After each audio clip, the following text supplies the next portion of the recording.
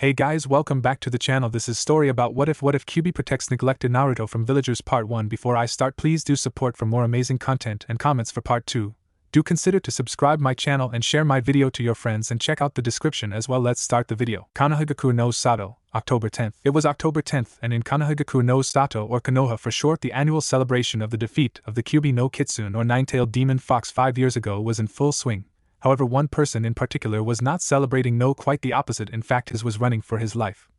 This person was none other than 5-year-old Naruto Uzumaki Namikaze, son of the Yondaime Hokage Minato Namikaze and his wife Kushina Uzumaki Namikaze, and the Jinchuriki of the Kyuubi. Not that he knew any of that. Now you are probably wondering, how does he contain the Kyuubi when it was killed 5 years ago? Well, the Kyuubi is what is known as a biju, which are near infinite amounts of chakra and yuki given form, which makes it impossible to kill them, so they can only be sealed.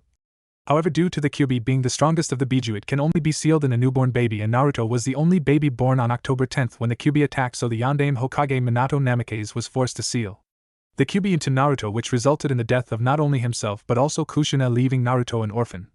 The Sandaime Hokage Hiruzen Sarutobi was forced to retake the position of Hokage and tried to keep Naruto safe by keeping his status as the container of the Kyuubi a secret, but the civilian council found out and spread the word. In response, Hiruzen created a law that prevented the adults from telling the younger generation, so Naruto could at least have a chance at making friends.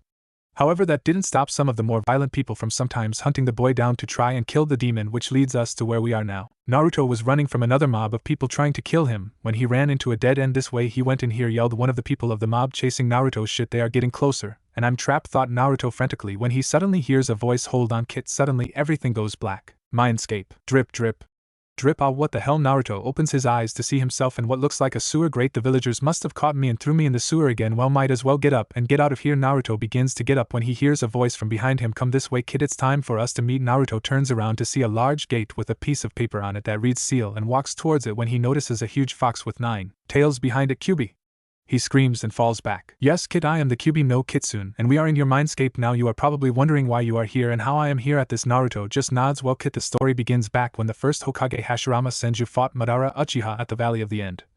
Madara somehow managed to summon me from my den, and then used that damned hack's eyes of his, the Sharingan, to control me to fight for him. However, Hashirama's wife Mito Uzumaki was able to use her mastery of seals to seal me within herself. After the battle was over and both Madara and Hashirama were dead, Mito returned to the village and lived her life, and over time me and her would sometimes talk to each other in her mindscape. However, time passed and Mito grew older to the point where she was nearing end, and we began to talk about what would happen when she died. We had discovered that when she dies I would be free again, and upon realizing this we decided that if I was free somebody might control me again someday and cause more destruction, so we decided that I would be transferred into someone else before Mito died. This led to Mito choosing a young girl named Kushina Uzumaki to become my next container. "She was your mother, Kit?" At this, Naruto's eyes widened and small tears formed at the corners of them. "Yes, your mother was my container before you, Kit. Over time she would come into her mindscape and we would talk about various things like her life, the status of the world outside the seal, and other things. And we grew close to the point where we saw each other as sisters." Naruto begins to open his mouth to ask a question, but Kyuubi cuts him off. "Yes, Kid, I am a girl. One day she told me about how she fell in love with a young man by the name of Minato Namikaze and how they got married. She even brought him into her mindscape sometimes to talk to me. At first I didn't like him, but after talking with him grew to like him and see him as a little brother. One day they both came in and told me that Kushina was pregnant." At this, Naruto suddenly interrupts, "But wait, if Kushina was my mother then that would mean that Minato Namikaze is my father, but he was the Yondaime Hokage." "Yes, kid, Minato Namikaze is your father." "Now please don't interrupt again. Now, after telling me that Kushina was pregnant, we started celebrating. When we were done I told you parents that I would like to give you a gift.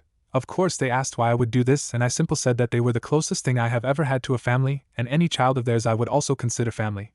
They asked what the gift was, and I told them of a bloodline that I had created using the remains of creatures that I came across when I was young. Needless to say, they were shocked and honored and accepted, so I began to implant the bloodline into your DNA. However, the night you were born, tragedy struck." At this, the Kyuubi lowers her head for a moment, so Naruto asks what happened. After a moment, the Kyuubi continues her story. "It's a known fact that when a female Jinchuriki is giving birth, the seal containing the biju sealed within her weakens, so extra precautions are taken due to this. When your mother went into labor, it was kept secret except for the few people who would to be on hand to help deliver you, which included your father and few others. However, somehow the secret was let out, and a man came right after you were born and held you hostage before kidnapping your mother and extracting me from her. He then placed me under a genjutsu just like Madara did and forced me to attack Konoha. Your father was able to lead me away from Konoha to where your mother, and you were in hopes of sealing me back into your mother. But due to just giving birth and having me ripped from her, she was too weak, so he had to seal me into you. Your mother used a special ability of hers to create chakra chains to hold me down, while your father prepared everything But as he was sealing me into you, I broke free for a second and, in my state, I lashed out toward you, and your parents got in the way and were fatally wounded by one of my claws. It was then that I finally broke free from the Genjutsu and noticed what I had down. A tear trails down Kyuubi's cheek and Naruto walks up and hugs her as best he can despite her size. It's all right, Kyu-chan, I don't blame you for your actions, he says with a small smile on his face. Thank you, Kit. Now, after realizing what I had done, I began to panic, but your parents said it was alright and that it wasn't my fault. Your father then completed the seal and I was sealed in you. However, I was able to hear what was happening outside due to the seal being just finished, and heard the Sandaime Hokage talk to your father just before he passed. His dying wish was that you've been seen as a hero. For the next 5 years I waited for the day when we would be able to meet, and I would be able to activate your bloodline if you wanted me to. Naruto was speechless after hearing all this. Leering, he had parents who not only loved him but gave their lives to save him, that his father was the Yondaime Hokage, that he had the Kyuubi sealed in him, and that he had a bloodline waiting to be activated, but realized that he would follow in his parents' footsteps and protect the village just like they had. With determination in his eyes, he then spoke, Kyuubi, please activate my bloodline. My parents gave their lives to not only protect me but also the village, so I will follow in their footsteps. I will use this gift from you to protect those who are precious to me like my parents did before me, and that includes you. Kyuubi was stunned by Naruto's words and simply thought, Kushina, Minato, you would be so proud of your son, so young and already so strong. After a moment, Kyuubi smiles before saying, Kit, your parents would be so proud of you already, just as I am. Get ready, I'm going to activate your bloodline, but it's going to hurt. Oh, and Kit, call me Akane, it's my true name. Okay, Akane-chan, let's do this. Alright, Kit, here goes. Brace yourself, Akane says before activating his bloodline, and Naruto feels like fire his flowing through his soul before leaving the mindscape. Outside mindscape, Naruto exits his mindscape to find himself lying on the ground in the alley with the mob of villagers approaching before getting up and letting out a scream that begins to sound like a roar. His face gets longer, his teeth lengthen and turn to fangs, his spine gets longer and forms a tail, his fingers and toes turn into claws, his skin becomes hard, dry, bumpy, and leathery. And finally he grows in size, his head and body get taller and longer and larger till he was easily reaching 20 foot tall and at least 40 feet long from nose to tail, his orange jumpsuit just hanging from his arms. As this was happening, the mob of villagers just stood there watching the demon brat become this thing before one of them finally snaps out of it and yells, the demon is finally showing its true colors, kill it, which snaps the others out of their shock and they begin to charge at Naruto. Naruto turns and looks at the mob, says oh no, but it comes out as Ruhama. The mob charges at him, try to injure him with knives, sword, kunai, and other various sharp objects which just bounce off his skin. A shinobi in the mob coats his kunai in wind chakra before stabbing Naruto with it, and ends up piercing about 3 inches into his skin, causing him to bleed slightly. Naruto lets out a roar before turning to the shinobi. He lets out a mighty roar ROAR before leaning down and lunging forward, snatching the man by the waist in his mouth. The man screams before Naruto chomps down, biting the man in half with a loud crunch. The man's legs and upper torso fall to the ground with a wet plop, and the rest of the mob screams before trying to run. Naruto hears the scream and turns toward the rest of the mob, blood dripping from his mouth and teeth before lunging at the mob and begins to tear them apart, squishing some underfoot, slamming others into the alley's walls with his massive tail, ripping others apart with his jaws, all the while names and pictures passing through his mind: Tyrannosaurus Rex, Velociraptor, Stegosaurus, Triceratops, Apatosaurus, Dilophosaurus, Pterodactyl, Procompsognathus, and finally Diabolus Rex. As this was happening, two Umbu, one with an Inu mask, the other with a Hibi mask, watch in horror and amazement. The Umbu with the Inu mask summons a dog and sends it to get the Hokage. Naruto finishes killing the last person in the mob when he hears someone appear and looks to see the Hokage standing before him with the Inu and Hibi masked Umbu. The Hokage looks at the scene before him, blood and body parts everywhere, and a huge creature standing there looking at him, blood dripping from its mouth and fangs, and an orange jumpsuit just barely hanging onto its little arms, and recognizes it as Naruto's. Naruto, is that you? The Sandaime asks the creature before him begins to shrink and change, revealing Naruto barely clothed. GG Hibi-chan, is that you? Naruto asks before falling to his knees. Hibi rushes over and catches him before he hits the ground. Naruto looks at Hibi before placing his hand on the side of her masks and gives both, smiling and giving her forehead a kiss. Thanks Hibi-chan, what would I do without you? Hibi chuckles, you're welcome kiddo, but how about you treat me to some dango to pay me back? Naruto smiles, sure thing Hibi-chan, all you can eat. Naruto looks at the Sandaime before saying, I know who my parents are about my tenant and unlock my bloodline, but we're going to need to go to your office to talk about it more. Hibi-chan and Inu-san must be there with us. The Sandaime is shocked but recomposes himself before saying, okay Naruto, Hibi, Inu, come with along. He then snaps his fingers and Umbu with a weasel mask appears. Yes Hokage-sama. The Sandaime looks at Weasel before saying, I need you to clean the alley up, make sure there is nothing left of body's blood, and do not tell anyone what you have seen here tonight. Is that understood? The Umbu salutes before saying, of course Hokage-sama, and tell Naruto I'm sorry I wasn't there for him tonight. The Sandaime nods his head, of course Itachi, and then leaves with Naruto, Hibi, and Inu. When they reach the Hokage's office, Hibi sets Naruto on couch before sitting next to him. Inu leans up against the wall, And the Sandaime sits behind his desk before dismissing the hidden Umbu in the room and acting a privacy seal. Okay Naruto, can you tell me what happened tonight? Naruto holds Hibi's hand, looks at the Sandaime, and nods. Okay Gigi, but can Hibi and Inu remove their masks? I already know who they are. The Sandaime nods and Inu removes his mask, revealing a man in his mid-20s with a cloth mask covering the lower half of his face, his leaf headband over his left eye and silver gravity-defying hair. This is Kakashi Hatake. Hibi then removes her mask, revealing a beautiful young woman between 16 to 18 years old with pupilless chocolate-brown eyes and beautiful violet hair pulled into a pineapple-shaped ponytail. This is Anko Midarashi. Naruto smiles at Anko before giving her cheek a kiss, causing her to blush slightly before he turns to the Sandaime and continues his story. It started when, and then proceeds to tell him everything that happened from being chased into that alley by the mob. Meeting the Kyuubi, her telling him her story and about his parents, the relationship between them and herself, along with how she gave him his bloodline, how he left his mindscape and turned into the creature which he is calling a dinosaur, how he defended himself from the mob before Hibi Inu, Hiruzen himself showed up. When he is done, everyone is speechless with there was on the ground before Anko snaps out of it and yells, "Hell yeah, the strongest being alive is a female." Take that sexist. This proceeds to snap Kakashi and Hiruzen out of their shock state, and the Sandaime finally says, "I'm getting too old for this shit. Okay, I'm classifying everything said here as a S-rank secret. Now Naruto, what do you want to do?" Naruto thinks for a second before saying, "Well Gigi, I want to make my parents proud and protect the village and my precious people like you. I am Chan, Tuchi Aji-san, and Anko-chan, so I want to be a shinobi." Hiruzen smiles and thinks, "Minato Kushina, you would be so proud of your son." "Okay Naruto, so you want to join the academy?" Naruto shakes his head. "Actually Gigi, I was hoping Anko-chan would teach me, since the academy teachers would try to sabotage my learning, and it would allow me to train with my bloodline and learn what I can with it. Plus Akane-chan said she wants to train me in some of her kitsune and Akuma styles." The Hokage and Kakashi look amazed by how much thought he has put into this in such a short amount of time, while Anko has a slight blush due to Naruto wanting her to be his teacher. After a few minutes of thinking, the Sandaime finally speaks. "Okay Naruto, you have a good point. Anko can train you, but you will have to graduate with your age group." Naruto smiles brightly and nods his head. "Thanks Gigi, just you wait, by the time my age group graduates I will be really strong, that way I can protect my precious people." The Sandaime smiles and looks to Anko. "Anko, starting first thing in the morning you are to begin training." "Naruto, you have my permission to use training ground 44. Actually I would recommend you use it, and both of you live in the tower at the center of it, that way we can keep not only his bloodline a secret for as long as possible, but also the fact that he is training so early." Anko nods. "Of course old man, I was planning on doing that anyway. Come on Naruto, let's go get some rest before your torture training. Yet training starts tomorrow." She then grabs Naruto and both leave in a shushin. Kakashi nods to the Sandaime and leaves himself. Hiruzen leans back in his chair. "So what do you think of all this, Jiraiya?" The wall next to the window shimmers before revealing a tall man with white spike hair, wearing wooden clogs, a red kabuki-style outfit with a large scroll tied to the back of his waist, and a headband that reads oil on it. Jiraiya thinks for a minute. Well sensei, if he is anything like Minato and Kushina, then he is going to be a powerhouse in the near future. Then there is the Kyuubi and her story. I believe it. Minato once told me about when he went with Kushina into her mindscape and met her and befriended her, which made the whole her attacking Konoha for no reason so fishy in the first place, seeing how she loved Kushina and Minato like siblings. Then there is that bloodline of his. It's amazing. So if you add all this up, he could very easily be the strongest person to walk the elemental nations since the Sage of Six Paths, which adds more evidence to him being the child of prophecy that the Elder Toad spoke of." The Sandaime nods his head. "That's what I thought too Jiraiya." Jiraiya smiles and hands the Sandaime a scroll. "Well, here is the latest info from my sources, sensei.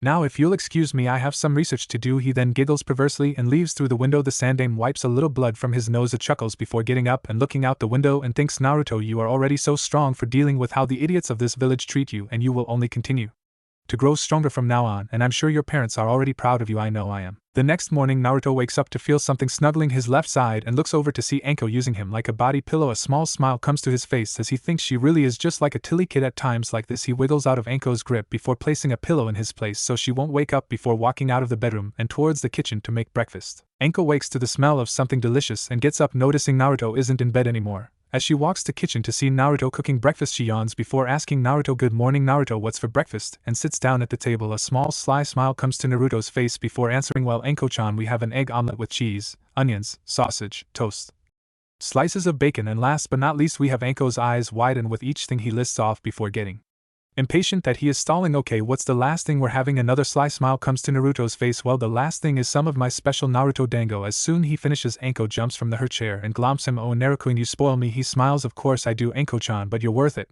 Now let's eat before starting my training." Anko nods and they eat breakfast. After finishing breakfast, both of them showering And getting dressed, they leave the tower to start training. Anko turns to Naruto. Okay Naruto, let's start by unlocking you chakra. Naruto nods and forms the ram seal and concentrating. After a minute or so a massive burst of chakra erupts around him, nearly knocking Anko off her feet. Before dying down, Anko stands there with her jaw on the ground thinking, holy shiki, that was more chakra than my entire reserves, and he is only 5 years old. After recovering from her shocked state, Anko looks at Naruto and smiles. Well Naruto-kun, you certainly full of surprises, cause you just released more chakra than I have in my entire reserves.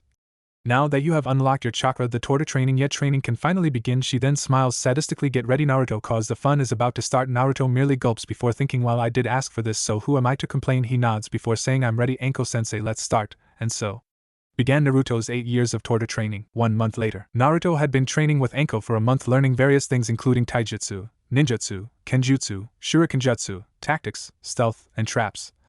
Akane-chan had been teaching him her kitsune and akuma styles in his mindscape at night, along with how to use his bloodline, which he had named Saurian Soul. And one night, while doing some late-night training in his bloodline, he noticed something that set for a series of events that would change the lives of more people than he knew. Naruto was training in the newest form of his bloodline that he had unlocked. It was medium-sized at about 6 to 8 feet tall and about 12 feet long. Its body was lean while at the same time muscular. His teeth were medium-sized backwards, facing like snake fangs and razor-sharp.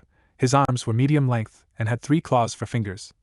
But the most intimidating feature of the form was the 2 6-inch-long claws on his feet, one on each foot, from what he remembered when the images and names passed through his mind a month earlier. This dinosaur was called a velociraptor, liked to hunt in packs, and was incredibly smart. Naruto was running through the forest of death in his velociraptor form, getting used to its speed, evasiveness, and enhanced senses, hunting a boar so that he could make Anko something special for dinner, due to it being the 1-month anniversary of when they started training, when he smelled something strange coming from the direction of the Hyuga compound.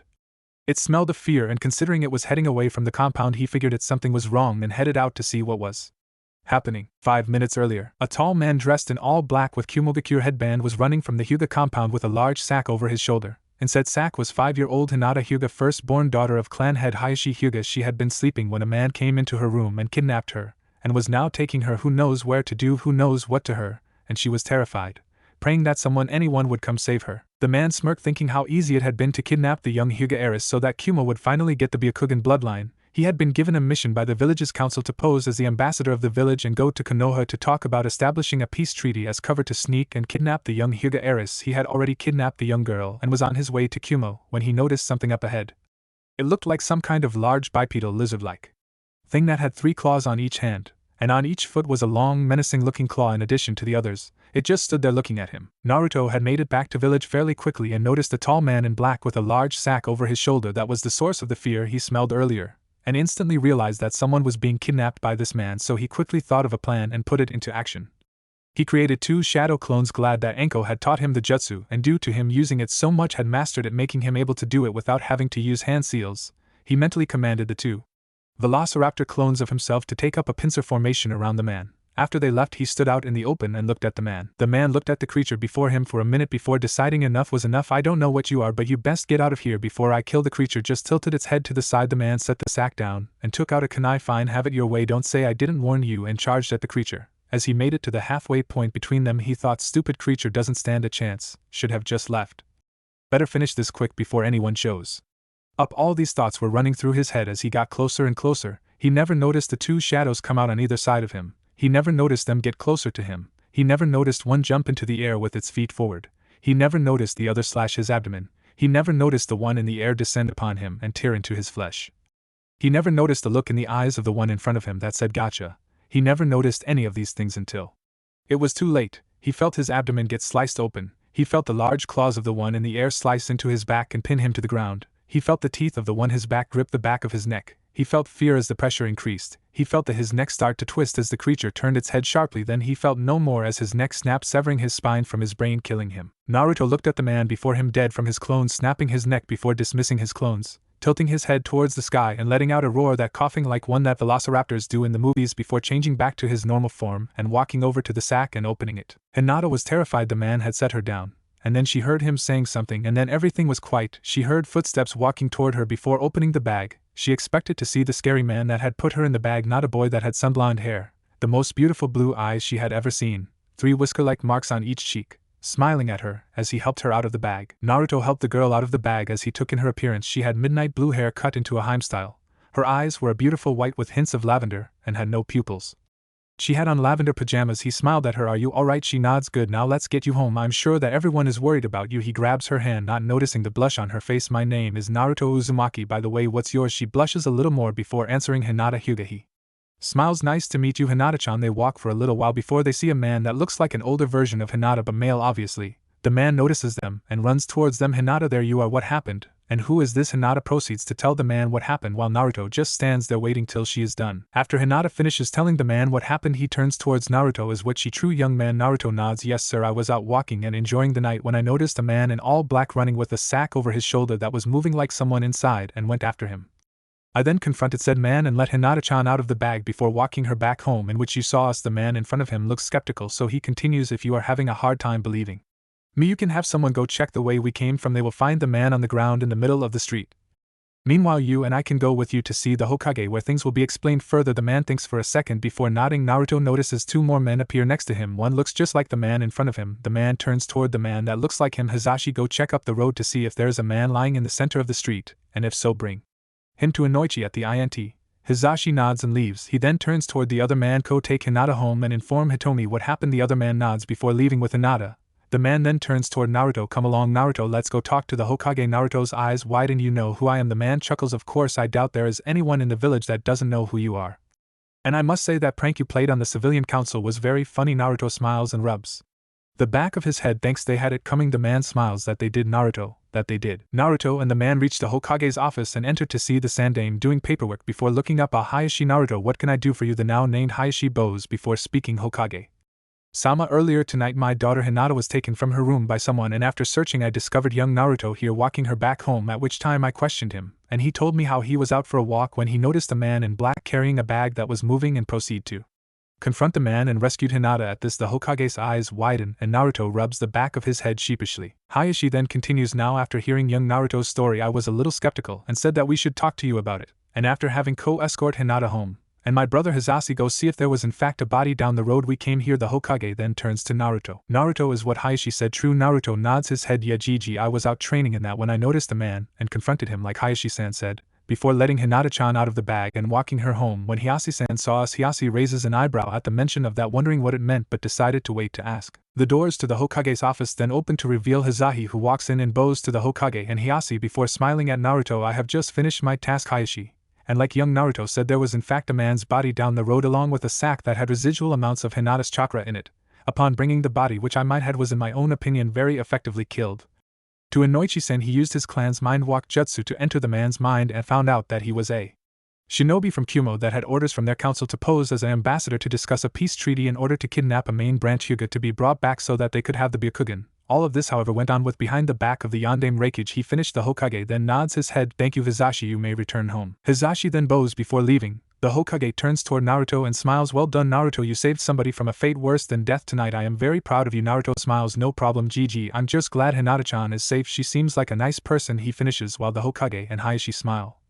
Hayashi then asks the Hokage, Hokage-sama, if I may, what is this that Naruto referred to earlier? The Hokage looks to Naruto, who nods. He then dismisses the umbu in the room before setting up a privacy seal. Hayashi, what we are about to tell you is a S-rank secret not to be told to anyone. Hayashi nods. The Hokage and Naruto then proceed to tell Hayashi about everything, including Naruto's heritage, his bloodline, how the Kyuubi really is, the night of his birth, his secret training with Anko. Nothing is left out, and by the end of it Hayashi's jaw is on the floor. He then turns toward Naruto. Wait, you're Minato and Kushina's son? Naruto nods. Naruto, your father was not only my best friend, but your mother was best friends with my wife Hitomi. When the four of us found out that both your mother and my wife were pregnant, and that you were going to be a boy while me and my wife were having a girl, the four of us decided to form a marriage contract between you and Hinata. At this, Naruto's eyes widen. That's right, Naruto, you and Hinata are engaged to each other. Naruto thinks for a moment. Hayashi-san, while I'm honored to be engaged to Hinata, I will not marry someone unless it is out of love, and both of us love each other and therefore will not marry Hinata unless such a thing happens. At this, Hayashi's eyes widen. However, that does not mean that I will not give Hinata a chance. From the short amount of time that I have known her, I can already tell you she is a great person, and anyone she falls in love with will be the luckiest man in all of the elemental nations. What I propose is that we keep my engagement to her a secret. That way her and I get to know each other, and if we end up loving each other we will know the love between us is real and not due to the contract, and then the contract is fulfilled. And if we don't, then she will never know and go on with her life, Her happiness is more important than some contract, he finishes with a smile. Hayashi and the Hokage are stunned before both smile, thinking the same thing. Minato Kushina, your son is already such a great person. Hayashi then speaks. Naruto, I see so much of your parents in you. You have your father's intellect and compassion, and your mother's kind heart. Very well, we will keep the engagement a secret from Hinata so that if you both fall in love it will be genuine. He then turns toward the Hokage and bows. I will take my leave, Hokage-sama. Before leaving, Hiruzen looks toward Naruto. Naruto, you truly are one of a kind. Naruto smiles and rubs the back of his head. Well, Gigi, of course I am. I am me after all. The Hokage chuckles. That you are, Naruto. That you are. Now I think it's time you go and see Anko. I'm sure she is worried about you. Naruto pales, thinking that, well, Gigi gotta go see ya. He then leaves so fast you would swear he was using the Hiraishin as you saw him. Naruto returns to the tower and sneaks in, hoping Anko is asleep, when suddenly the lights turn on to show Anko standing there with her arms crossed, tapping her foot. Well, look who decided to show up. Where have you been? I have been missing my favorite pillow. Naruto chuckles and begins to explain what happened, and when he is done, Anko just shakes her head. Not even 6 years old, and already getting into situations like this. What am I going to do with you? And what's this I hear about you being engaged to little Hinata? He chuckles nervously. Well, he was set up by our parents, and might not even happen if we don't love each other. He then walks over to Anko and hugs her. Besides, Eve, if we do fall in love and get married, you won't get rid of me that easily because I love you and you will be there right there beside her if I marry Hinata. Anko's eyes widen and blushes before smiling, not one of the smiles she shows most people, but a true smile that only Naruto has seen. You got that right, Gaki, but that's not for a while. After all, what would people think of me marrying a Gaki like you? Naruto chuckles. They would think that I am the luckiest guy in the world for having a woman as incredible and beautiful as you as my wife. He then stands on his tiptoes and kisses her cheek. Now let's go to bed. We have a lot of training to do and only 7 years and 11 months to do it. She smiles. You got that right, Gaki. They then go into the bedroom and go to sleep with Anko cuddling Naruto like he is a body pillow. 7 years 11 months later, a 5 feet 8 inches tall 13-year-old with sunblonde hair, blue eyes and 3 whisker-like marks on each cheek stands on the roof of a building next to the Ninja Academy. He is wearing black steel-toe combat boots, dark red cargo pants, a fishnet shirt that shows of his six-pack abs and chest, a long red trench coat with red flames on the bottom that goes down to his ankles.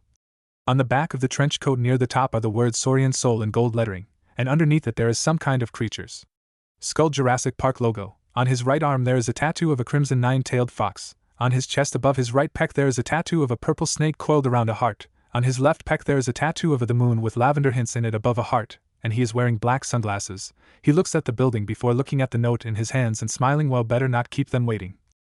Should I just enter the building normally or with style it is? He then smirks before running and leaping into the air and rolling into a ball. Naruto Uzumaki was about to make himself known, and things would never be the same for those around him. Those poor bastards. He not really. Evil smile. Iraka Yumino was many things: a man in his mid-late 20s, a shinobi of Konoha, a teacher of the next generation of Konoha's shinobi, and finally an orphan from the Kyuubi attack 13 years ago. However, as he walked into his classroom with his assistant Teach Mizuki, he couldn't help but feel like something was going to happen today that would not only be hilarious but also make a fool of him, but he pushed it aside for the moment and looked upon his class. First there was Sasuke Uchiha. He had brown hair that looked like a duck's ass, onyx eyes, and had a look on his face that would make you think somebody stuck a 10-foot pole up his ass and killed his puppy. He wore a dark blue shirt with the Uchiha fan on the back, white shorts and black sandals. He sat at his seat with an air that said, I'm the best thing since sliced bread. Bow before me, Delsa, you know much? Next there was Choji Akamichi Tub, big boned boy munching on a bag of chips. He had on a gray shirt, tan shorts, and a pair of sandals. Next to him sat his best friend Shikamaru Nara. Shikamaru Nara is one of the smartest people in the village like the rest of his clan, but he was also one of the laziest, also like the rest of his clan, the males anyway. The females, however, were energetic and would often be seen whacking their husbands, boyfriends,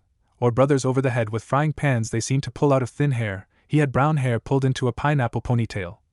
He wore a brown shirt and black pants with gray sandals. He had his head down on his desk and was currently sleeping. Next was Shino Aburame. He has black hair and wore a long closed trench coat that covered his entire body up to his nose and wore black sunglasses that hid his eyes. Next to him sat Kiba Inuzuka. Kiba Inuzuka is a loud, brash, perverted boy who wore a gray jacket with the hood over his head, brown shorts, and sandals. Like the rest of his clan, he had 2 fawn tattoos on his cheeks, and his neendog companion Akamaru, a little puppy with white fur, sat on his head. Next was Ino Yamanaka. He has long blonde hair pulled into a ponytail, and wore a purple top and shorts. She, like the majority of the females in the class, was a fangirl chasing after Sasuke. Sitting next to her was the class banshee, Sakura Harino. She wore a red dress with blue sandals. She had pink hair and green eyes, and also like the majority of the girls in the class, she too was a fangirl chasing Sasuke. Next there was Hinata Hyuga. She had changed a lot in the last 7 years. She had grown to be around 5 feet 3 inches. Her hair had grown and no reaches mid-back. She wears a baggy beige jacket that hides her mid-C cup and long blue pants. The rest of the kids in the class were just no-name civilians that Irika really didn't bother remembering the names of cause they probably wouldn't appear again after this chapter. Where did that come from, he thought before shaking his head. He then clears his throat trying to get the class's attention. No effect, so he tries a few more times before a tick mark appears on his forehead. Okay, shut up and pay attention, he yells. Instantly the class does so, causing him to smile. Okay, now today is the day of the graduation exam that will determine if you become shinobi or not. He begins before one of the windows in the classroom break and a black ball flies through before attaching itself to the blackboard. The ball pops open, revealing a banner that says the sexiest man alive.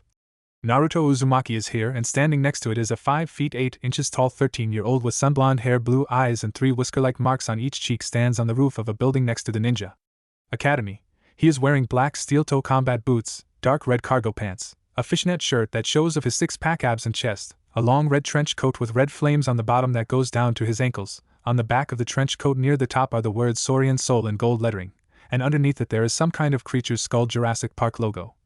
On his right arm there is a tattoo of a crimson nine-tailed fox. On his chest above his right pec there is a tattoo of a purple snake coiled around a heart. On his left pec there is a tattoo of the moon with lavender hints in it above a heart, and he is wearing black sunglasses. He turns to Irika and raises his hand. Yo, am I late? Irika just stands there for a second before clearing his throat. Who are, and why are you my class? Naruto just tilts his head to the side and looks at Irika. Well, in order, my name is Naruto Uzumaki, hence the reason I came out of and am standing next to that ball next to me that has the banner saying the sexiest man alive.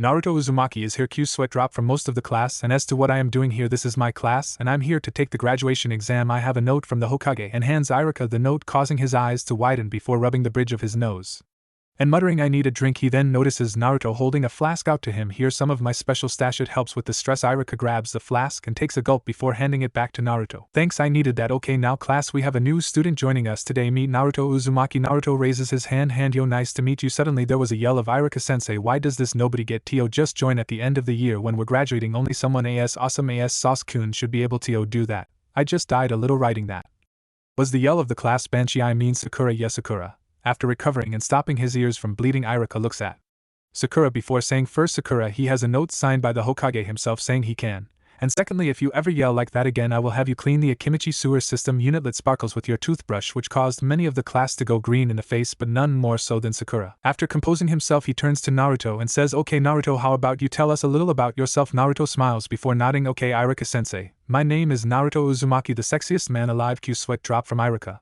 My likes are training, ramen, foxes, snakes and reptiles in general, the moon, my Hebeheim, my lavender moonheim, music, singing and playing my guitar, cooking.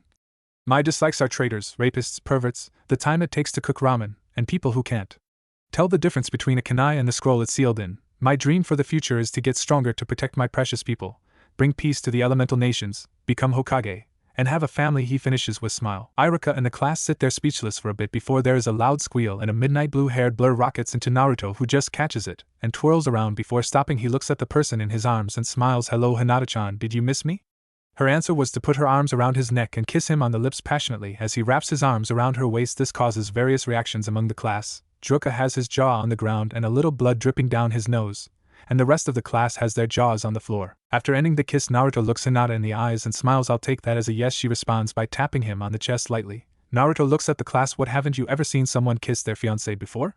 This caused everyone's jaws to go deeper into the floor and more blood to leak from Irika's nose. After a few minutes everyone recovers and Irika clears his throat. Okay Naruto, Hinata, if you will take your seats we will start the written exam. Naruto and Hinata nod before giving each other a quick kiss on the lips and going to their seats. Irika then has Mizuki pass out the tests, who then proceeds to give everyone a test before coming to Naruto and gives him his while before turning around and smiling to himself while he thinks, let's see the demon brat pass that. Naruto looks at the test and notices that they are at least Jounin level questions, realizing that it's under a genjutsu before thinking, so he is one of the people who hates me for holding Akane-chan. Well, let's just fix this, shall we? Akane-chan, you got that right Naruto-kun. Let's show them what happens when they mess with my little brother. Akane speaks through the mental link they set up a few years back. Naruto then dispels the genjutsu and answers the questions, getting them all right, and then waits for everyone else to finish. 30 minutes later, Irika looks at the clock before turning to the class. All right, that's time, pencils down, and bring your tests to me. Before heading outside to the training field, everyone gets up and heads outside. Everyone stands outside at the throwing range as Irika and Mizuki walk up. Okay, now we will test your shuriken jutsu. When I call your name, come up and pick up 10 shuriken and 10 kunai and throw them at the training dummies. He then proceeds to call people one by one. Choji gets a 7 out of 10 for both shuriken and kunai. Shikamaru gets a 6 out of 10 for shuriken and kunai, barely trying while trying enough, so he passes.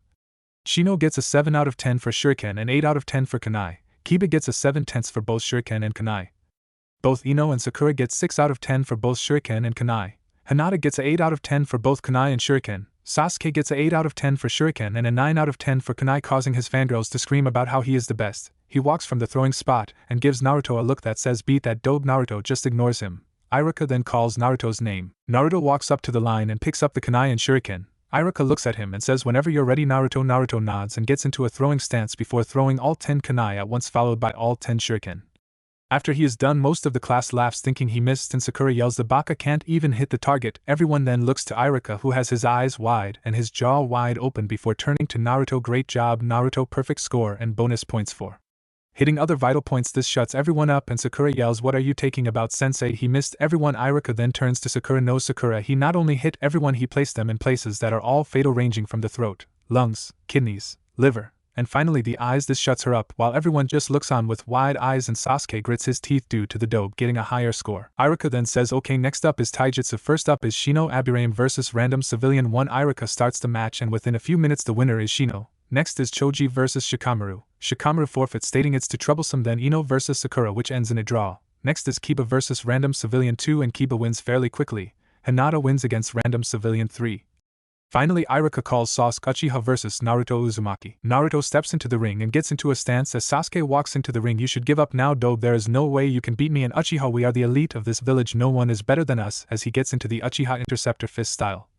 Naruto just laughs. If that's the case, Sasuke, then why haven't there been any Uchiha Hokages? Then if your clan is the best like you say, then by definition every single Hokage would have been one, or at least one of them would have been, but nope, there isn't a single Hokage that's been an Uchiha, so that must mean your clan isn't as great as you say it is. Everyone just stands there in silence before Kiba and the rest of the boys start laughing.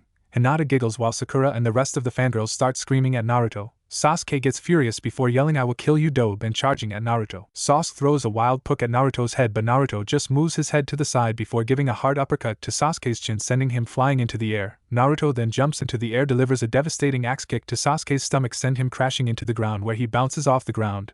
Naruto then lands beside him before delivering a spin kick which sends him flying out of the ring into a tree. Everyone stands there in silence watching what can only be described as a slaughter before Sasuke goes flying out of the ring and hits a tree. Iruka recovers from his shock before saying winner Naruto Uzumaki. Naruto turns around to leave the ring as Sasuke starts to get up. Sasuke, who's furious, starts going through hand seals.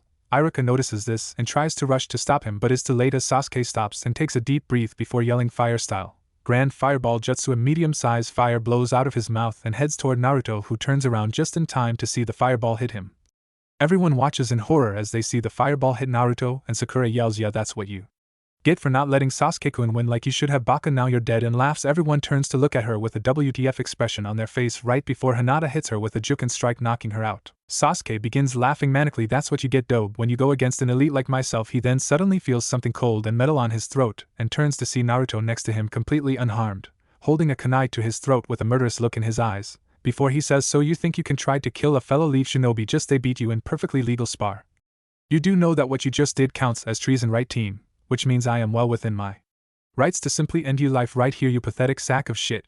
Why your brother left you alive instead of someone like your mother or his friend Shunsui, I will never know, but understand this right now, Sasuke. If you ever try to kill another leaf shinobi, I will personally cut your balls off, cut your eyes out of head and make you eat them before placing your balls in your eye sockets.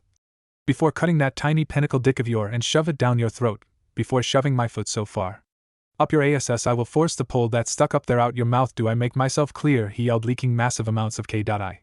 killing intent, all pointed directly at Sasuke, who could only nod slowly as he pissed and shit his pants before passing out. Naruto turns toward Iruka and says, sorry about that, Iruka-sensei just had to get a point across to the team, and considering how thick his skull is I thought it would be best if I went about it that way. Iruka nods his head. Very well, Naruto, considering what Sasuke attempted, you are well within your right to do that.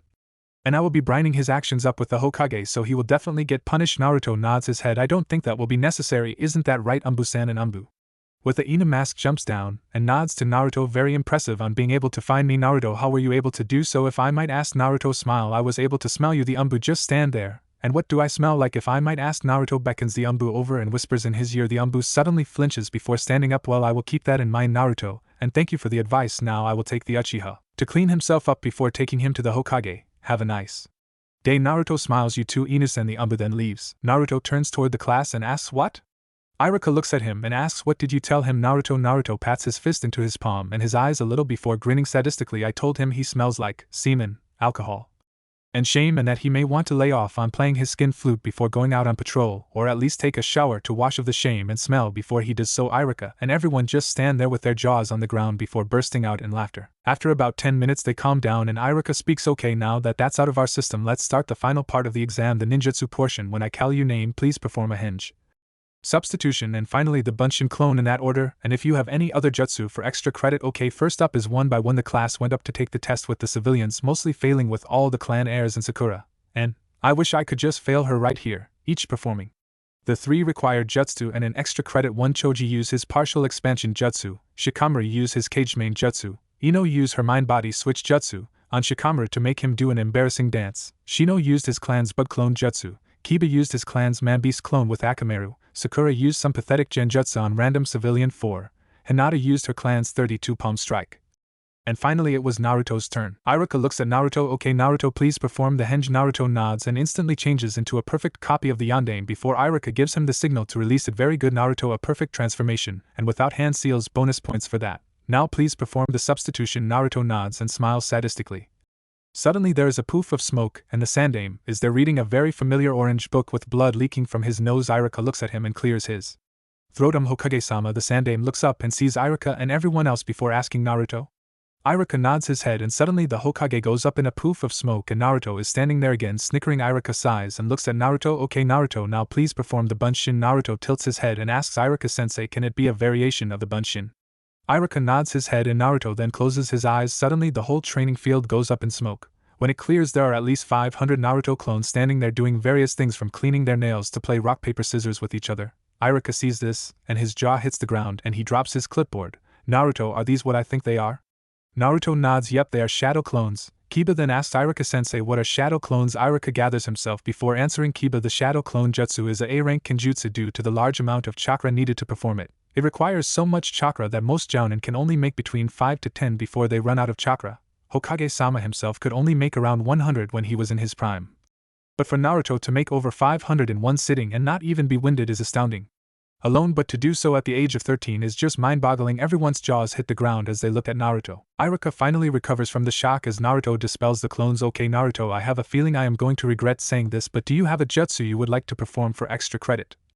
Not that you need it. At this point another sadistic smile appears on Naruto's face, sending shivers down everyone's spines before he says, "Yeah Iruka-sensei, but everyone needs to step back, it's kind of big." Iruka nods and steps with everyone else. Naruto closes his eyes before suddenly opening them and saying, "Saurian Soul, Tyrannosaurus Rex." Naruto then begins to change. His face gets longer, his teeth lengthen and turn to fangs, his spine gets longer and forms a tail, his fingers and toes turn into claws, his skin becomes hard, dry, bumpy, and leathery. And finally he grows in size. His head and body get taller and longer and larger till he was easily reaching 20 foot tall, and at least 40 feet long from nose to tail. Everyone minus Hinata looks on in shock and terror at the creature before them as it raises its head to the sky and lets out a loud roar, before changing back to Naruto. When he was done changing back, Iruka finally recovers from his shock before shakily asking Naruto, "Naruto, what was that?" Naruto chuckles that Iruka-sensei is part of my never-before-seen bloodline called Saurian Soul. However, I can't go into details about what it is and what I can do, but I can tell I can turn into creatures similar to that one. He finishes with another sadistic smile. Iruka sighs and runs the bridge of his nose. "Okay Naruto, I understand, and you get extra credit for it. Now that the end of the exam. Those of you that passed come back in a week for team placements." After saying that, everyone begins to leave. Naruto and Hinata leave holding hands. As they walk, Naruto turns to Hinata. "So Hinata, how was the academy?" Hinata giggles. "Well Naruto-kun, it was okay, but it would have been better if you were there with me." He smiles. "I know Hinata-chan, but you know why I couldn't be there with you?" She smiles sadly. "Yeah, can't believe how stupid the villagers are." Naruto laughs. "You can meet both. Anko-chan says hi by the way and looks forward to the next time she can help you train." Hinata shivers at that, remembering the couple of times she asked Anko to help her train. After meeting Anko, the two started to talk about various things like girls' stuff, the future, and of course Naruto, and after some time they decided that they would share Naruto because due to how his early childhood had been they believed he should get as much love as possible, and if that means they share him then all the better. They also decided that if any other girls were to come into his life, then as long as they truly loved him then they were welcome to share him with them. Hinata smiles while remembering that. They continue to walk and it begins to get darker, so Naruto decided to walk Hinata home. As they near the Hyuga compound, Naruto remembers something. "Hey Hinata-chan, do you still have that little gift Anko-chan gave you when you two decided to share me?" Hinata blushes atomic red before quietly answering yes Naruto-kun, I still have it, and that was the most embarrassing thing I have ever done in my life. Naruto chuckles remembering that when Anko and Hinata decided to share Naruto, Anko decided they should celebrate, which led to Anko getting an orange nine-tailed fox tattooed on her ass cheek, Hinata getting one on her inner thigh, and Naruto getting the tattoos that are on his chest and arm. As they reach the Hyuga compound, Naruto gives Hinata a quick kiss on the lips and bids her goodnight as she goes in and he leaves. After walking a little, he notices Mizuki running with a big scroll tied to his back with Iruka-sensei chasing him. Sensing something off, he creates a clone to go and inform the Hokage while he chases after him. Mizuki was thrilled. He couldn't believe how easy it had been to steal the forbidden scroll. Now all he had to do was deliver it his master Orochimaru, and he would not only be rich but also powerful. As he was jumping through the trees, he noticed he was being followed and stopped for a second to find both Iruka and Naruto in front of him, and says, well, look what we have here. Iruka and the demon brat himself. Just when I thought this couldn't get any better, now I can kill the demon brat before I bring this scroll to Orochimaru-sama. Naruto just chuckles, so you think you can kill us and get away with the forbidden scroll? Man, I could tell you were stupid, Mizuki team, but this is beyond stupid. You're not going anywhere. Mizuki just laughs. You stop me, you've got to be kidding me before I kill you. Do you want to know why you're hated? Naruto Iruka's eyes widen. No, Mizuki, it's forbidden, but Mizuki ignores him and throws a bunch of kunai and shuriken at him, which surprises him, allowing them to hit him. Shut up, Iruka. Now what do you say? Naruto want to know why you're hated. Naruto just tilts his head. Sure, why not? Mizuki then goes on to tell him about the Kyuubi, how it was sealed in him, and all that jazz. When he is done, Naruto just laughs. Mizuki gets frustrated and yells, what's so funny, demon? Naruto stops laughing and looks at Mizuki. I have known about the Kyuubi since I was 5 years old, shocking Mizuki and Iruka before he continues. Furthermore, you said the Kyuubi was sealed in me, which makes me the Kyuubi, but if you fill a glass with water, does the glass become the water? At this, Mizuki and Iruka's eyes widen before a small smile comes to Iruka's face. Now, Mizuki, you have attempted to kill, to leave shinobi, stolen the forbidden scroll, and revealed an S-rank secret, which means that your sentence is death. Naruto finishes with a sadistic smirk on his face as he calls out multi-shadow clone jutsu. The forest is then filled with at least 500 Narutos, all of which have the same sadistic smirk before all the clones say Saurian Soul Velociraptor. All the clones turn into Velociraptors and look at Mizuki, who by this point is pissing himself, at which point all 500 Velociraptor clones attack at once, and all he can do is scream as he is torn to shreds. Iruka looks on as Mizuki is torn to shreds, leaving only his head and the scroll untouched, and feels like he is going to throw up. Naruto walks over to him and begins pulling out the kunai and shuriken. You alright, Iruka-sensei? Iruka nods before saying Naruto about what Mizuki said, but Naruto cuts him off. It's okay, Iruka-sensei, like I said, I have known since I was 5, and when Gigi shows UOP and we get back to his office, everything will be explained. Naruto then finishes pulling out the last of the shuriken and kunai before going over and picking up the forbidden scroll and Mizuki's head just as the Hokage and some Anbu show up. The Sandaime looks at the Sen before him, looking at Naruto and smiling. Good work, Naruto, mission complete, he says and winks slightly. Naruto catches on and plays along. Of course, Hokage-sama, like we thought the Mizuki was the traitor, and after confirming this, following him here where I joined Iruka-sensei in confronting him, Mizuki proceeded to break an S-rank law punishable by death, along with the attempted murder of 2 Leaf Shinobi, and the theft of the forbidden scroll with the intention to bring it to the traitor Orochimaru. I eliminated him and retrieved the scroll while attending to Iruka-sensei's injuries before you showed up. The Hokage nods and turns to his Anbu. Inu, take a scud to see if there are any others around that might be waiting for Mizuki, and if so, try to capture them, but if unable to take them alive, you have authorization to kill them. Inu nods and leaves with most of the Anbu, leaving only the Hokage, the Anbu named Nico, Naruto, and Iruka in the clearing. The Sandaime then turns towards Nico. Nico, help Iruka up, we are heading OT my office. Nico nods and does so before the 4 of the Shushin to the Hokage's office. Once they reach the office, the Sandaime has the other Anbu leave before activating a privacy. Nico, remove your mask. Nico nods and does so, revealing a beautiful young woman in her mid-20s with violet eyes and purple hair. This is Yugogo Yuzuki, Anbu agent Nico. She smiles at Naruto. It's been a while, Naruto-kun, how have you been? Naruto walks over and gives her a hug. I've been good, Yugogo-ne, how are you? And hi Tenai. She smiles. We're good, Naruto-kun, now let's see what Hokage-sama has to say. Naruto nods and releases the hug before turning to the Hokage. Hiruzen smiles before turning toward Iruka. Iruka, what we are about to tell you is an S-rank secret, so it must not be told to anyone. Iruka gulps and nods. The Hokage and Naruto then proceed to tell Iruka everything about Naruto, his parents, the Kyuubi, the relationship between them, and so on. By the time they are done, Iruka's mind is blown. The Hokage then tells him he can, and he does so. Yugogo then gives Naruto another hug before leaving herself. Naruto then turns towards the Hokage, who smiles at him and pulls out some money. Naruto, I am classifying this incident as an A-rank mission for you, so here is your pay. And I have to say, you haven't even been a shinobi for a day yet, and already captured a traitor. I look forward to seeing your career, my boy, if this is just the start of it. Naruto smiles, well you know me GG, he chuckles then walks to the window and jumps on the windowsill, well see you later GG, Anko-chan is probably waiting for me. Naruto then jumps out the window and begins running on rooftops towards the forest of death. Hiruzen just looks out the window and watches him go, thinking Naruto, your will of fire burns so brightly that it breathes life into people whose own will of fire has weakened. He then sits back down at his desk to fight the greatest foe to ever exist, paperwork. Naruto arrives back at the tower in the forest of death and spots Anko munching on some leftover dango.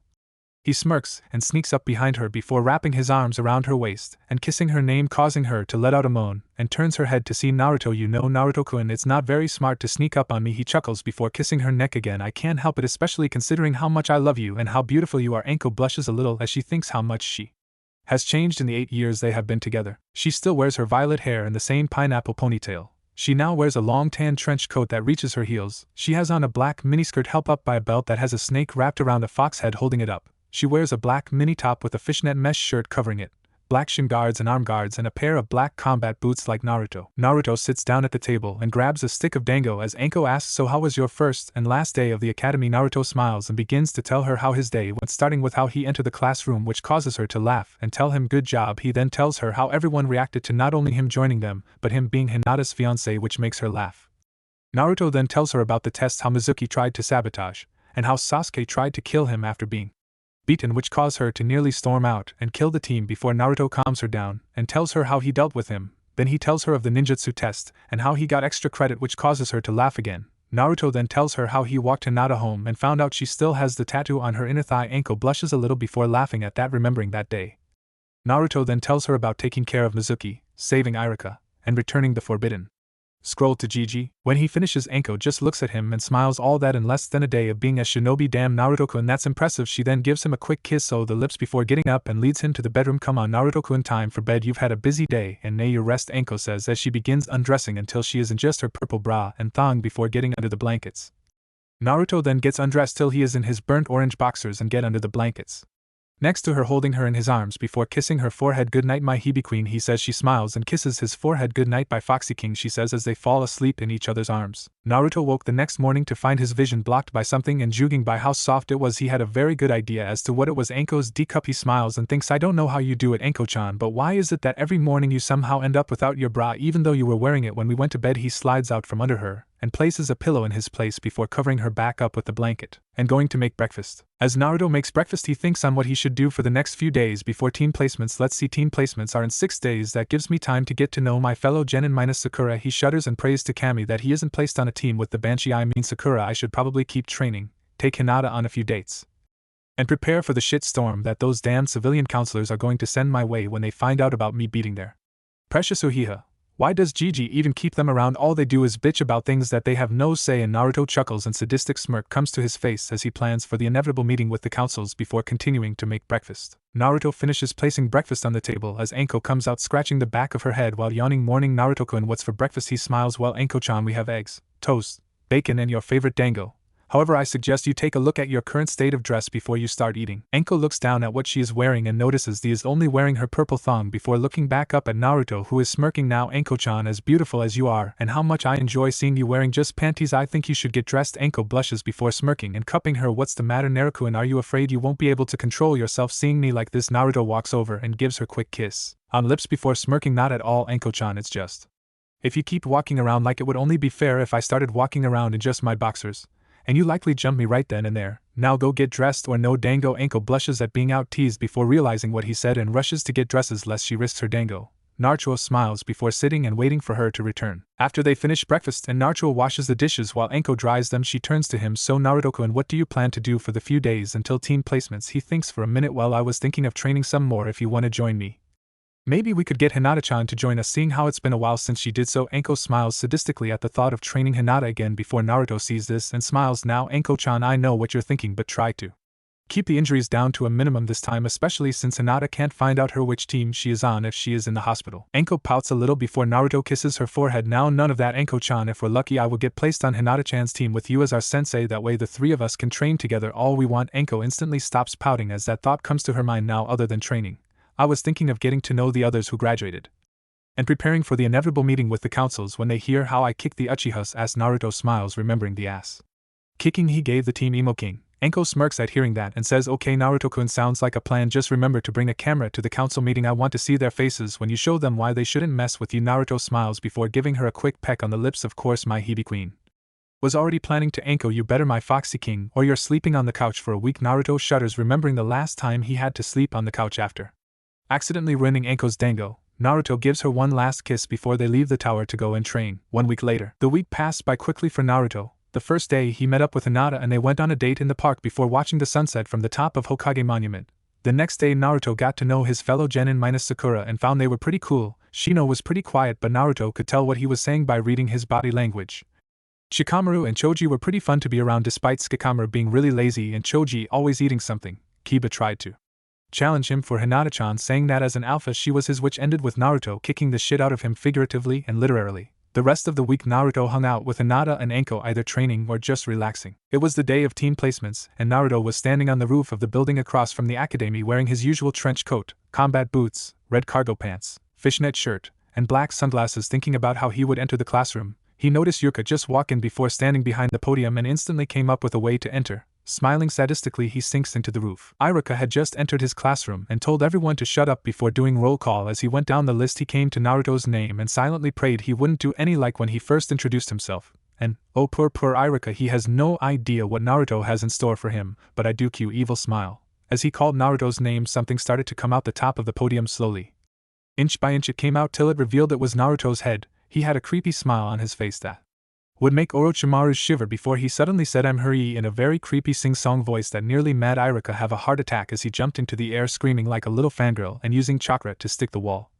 Naruto rises the rest of the way out of the podium till he is standing on and begins laughing. Sorry Iruka-sensei, couldn't resist, after all it's the last day that you will be my sensei. He then turns toward the back of the room. Did you get all that on camera, he asks. Suddenly a shadow clone appears holding a camera and nods his yeah boss, just like you said to now to go get it developed and pass it around the village. See ya, the clone responds before running off. Iruka finally gathers himself before thinking, why does it feel like there is some all-powerful deity that enjoys having Naruto either embarrass me or make me want to drink? He then turns toward the class, many of whom are snickering, a tick mark before clearing his throat, and begins a speech about he is proud of them. This is only the beginning and all that mumbo jumbo. Kiba then asks, hey Iruka-sensei, where is Mizuki-sensei? Naruto snickers and Iruka flinches. Well, it turns out Mizuki was not only altering grades which affected the team placements, but the night of the graduation exam he stole the forbidden scroll with the intent to sell it to our enemies. At this many in the class gasp. However, thankfully Naruto noticed him acting funny and informed the Hokage before chasing after him and confronting him, at which time I showed up. At this the class looks at Naruto, who merely shrugs. Iruka then continues, Mizuki then immobilized me before being defeated by Naruto, who when performed first aid saving my life. At which time the Hokage showed up. He finishes with a smile and Naruto. Okay, now on with the teams. Team 1 to 6 not important. He then continues. Team 7 under Kakashi Hatake will be Sasuke Uchiha, Sakura Haruin Q loud squeal and rant about tour love wins all, and Kiba Inuzuka. At this Kiba just slams his head on his desk and Naruto pats him on the shoulder. I feel for you, Kiba.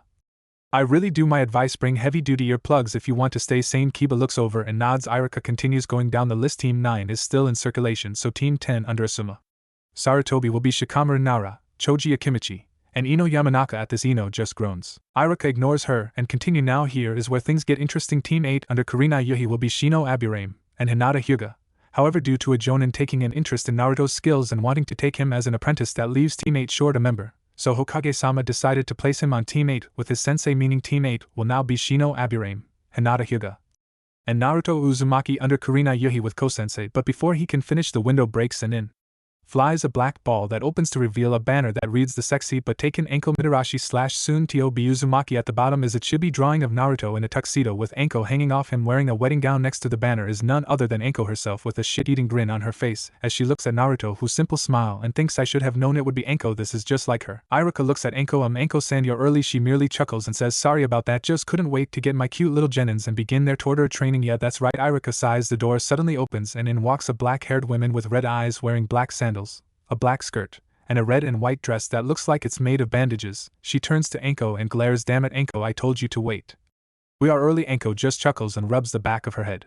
Sorry, Kurenai-chan, I was excited. Kurenai's eye begins to twitch. Fine, okay, Team 8 meet us on the roof in 10 minutes. Naruto, Hinata, and Shino nod before getting up when suddenly Kiba looks at Anko and says, wait a minute, the banner said you're soon to be Anko Uzumaki, but the only Uzumaki is Naruto, and he is engaged to Hinata. Anko just smiles. That's correct, but so am I. There is utter silence, and you could hear a pin drop when suddenly everyone minus Naruto, Hinata, Anko, Kurenai, and Shino yells at. Once HHHHHH. Naruto chuckles and rubs the back of his head before answering what everyone is thinking. Yes, I am engaged to both Hinata and Enko. Due to me being the last known Uzumaki, I fall under the CRA, which forces me to take multiple wives. However, just because I will only marry if both myself and the women I am to marry love each other, he finishes. Kiba and the rest of the boys in class minus Choji, Shikamaru, and obviously Sasuke then gets up, stand in front of Naruto before dropping down to their hands and knees before bowing their heads up and down before creepily chanting as one, all hail Naruto Uzumaki-sama, the manliest man, the sage of manliness. Please teach us your ways and manliness. We are not worthy, Naruto, and the rest of Team 8 just stands there with sweat drops on their heads. Naruto then turns to Iruka-sensei for some help only to find him also bowing down to him. While chanting, Naruto shakes his head and looks at the rest of Team 8. Can we just go? This is getting too weird even for me. They just shake their heads and head to the roof. When they reach the roof, Kurenai looks at them. Okay, now that we're away from, how about we introduce ourselves? I will start. My name is Kurenai Yuhi. My like are genjutsu, training, my friends, wine, and reading. My dislike are perverts, rapists, and traitors. My dream is to become the best genjutsu user in the elemental nations. See you three reach Jonin and have a family. She finishes, turning towards Enko. Enko smiles. My name is Enko Mitarashi / soon to be Uzumaki. My like are Naruto-kun, snakes, sake, dango, and my friends. My dislikes are perverts, rapists, and a certain traitor. My dreams for the future are to kill said traitor, marry Naruto-kun and have a family with him. She finishes before turning to Hinata. Hinata nods and says, my name is Hinata Hyuga / soon to be Uzumaki. My likes are Naruto-kun, Enko-sensei, training, and cinnamon buns. My dislikes are perverts, rapists, traitors, and the caged bird seal. My dreams for the future are to abolish the caged bird seal and unite the main and branch families, marry Naruto-kun, and have a family. She smiles at the end and turns to Shino. Shino nods before saying, my name is Shino Aburame. My likes are insects and honey. My dislikes are people who kill insects for no reason, and traitors. My dream is to become head of my clan and breed insects to make a new breed. Shino finishes by pushes his sunglasses up and turns towards Naruto. Naruto smiles before saying, my name is Naruto Uzumaki. My likes are Enko-chan, Hinata-chan, ramen, the moon, training, foxes, snakes and reptiles in general, music, singing, playing my guitar, and cooking. My dislikes are traitors, rapists, perverts, the time it takes to cook ramen, and people who can't tell the difference between a kunai and the scroll it's sealed in. My dream for the future is to get stronger to protect my precious people, bring peace to the elemental nations, become Hokage, and have a family. He finishes with smile. Everyone nods before Kurenai says, now we will head to training ground 8 for the real genin exam. Nobody seems surprised by this, so Kurenai asks what's wrong. Usually this is where you ask what I mean. Naruto just chuckles. Well, Kurenai-sensei, it's pretty obvious that there would be another test that is designed to weed out the rest of the weaker candidates while at the same time showing if those on teams can put aside their differences to work together to complete the mission, which means that the test you're referring to is merely a test on teamwork. And now that we have figured that out, we would work together and pass the test. Kurenai just stands there shocked as she looks at Naruto, who in less than a minute figure out the real meaning behind the test. Naruto gets up and walks over to her before closing her mouth. Now Kurenai-sensei, and not very ladylike to stand there with mouth hanging open. Okay, he finishes with a smile, making Kurenai blush before regaining her composure and saying, okay, then you three pass. Now let's go to training ground 8 to train before we start taking missions tomorrow. Everyone nods before heading to the training field. After training for a few hours, Kurenai and Enko tell them they are done for the day and to go home and rest up. They then head to the Hokage Tower to report about their team. When they reach the Hokage's office, the other Jonin senseis are there waiting. The only ones worth mentioning are a tall man wearing the standard Jonin outfit. He has black spiky hair and a black trimmed beard, and is smoking a cigarette. This is Asuma Sarutobi, leader of Team 10 and son to the Hokage Hiruzen Sarutobi. Next to his Kakashi Hatake, leader of Team 7. The Hokage notices Kurenai and Enko walk in and clears his throat. Okay, now report on which teams pass and failed. The leaders of teams 1 to 6 all report that their teams failed. Kakashi steps up. Team 7 passes but barely. The biggest problems are Sasuke Uchiha and Sakura Haruno. Sasuke wants nothing to do with his teammates and only cares about getting stronger. It is in my personal opinion that if it meant him gaining more power, he would gladly either abandon or kill his teammates or a fellow leaf.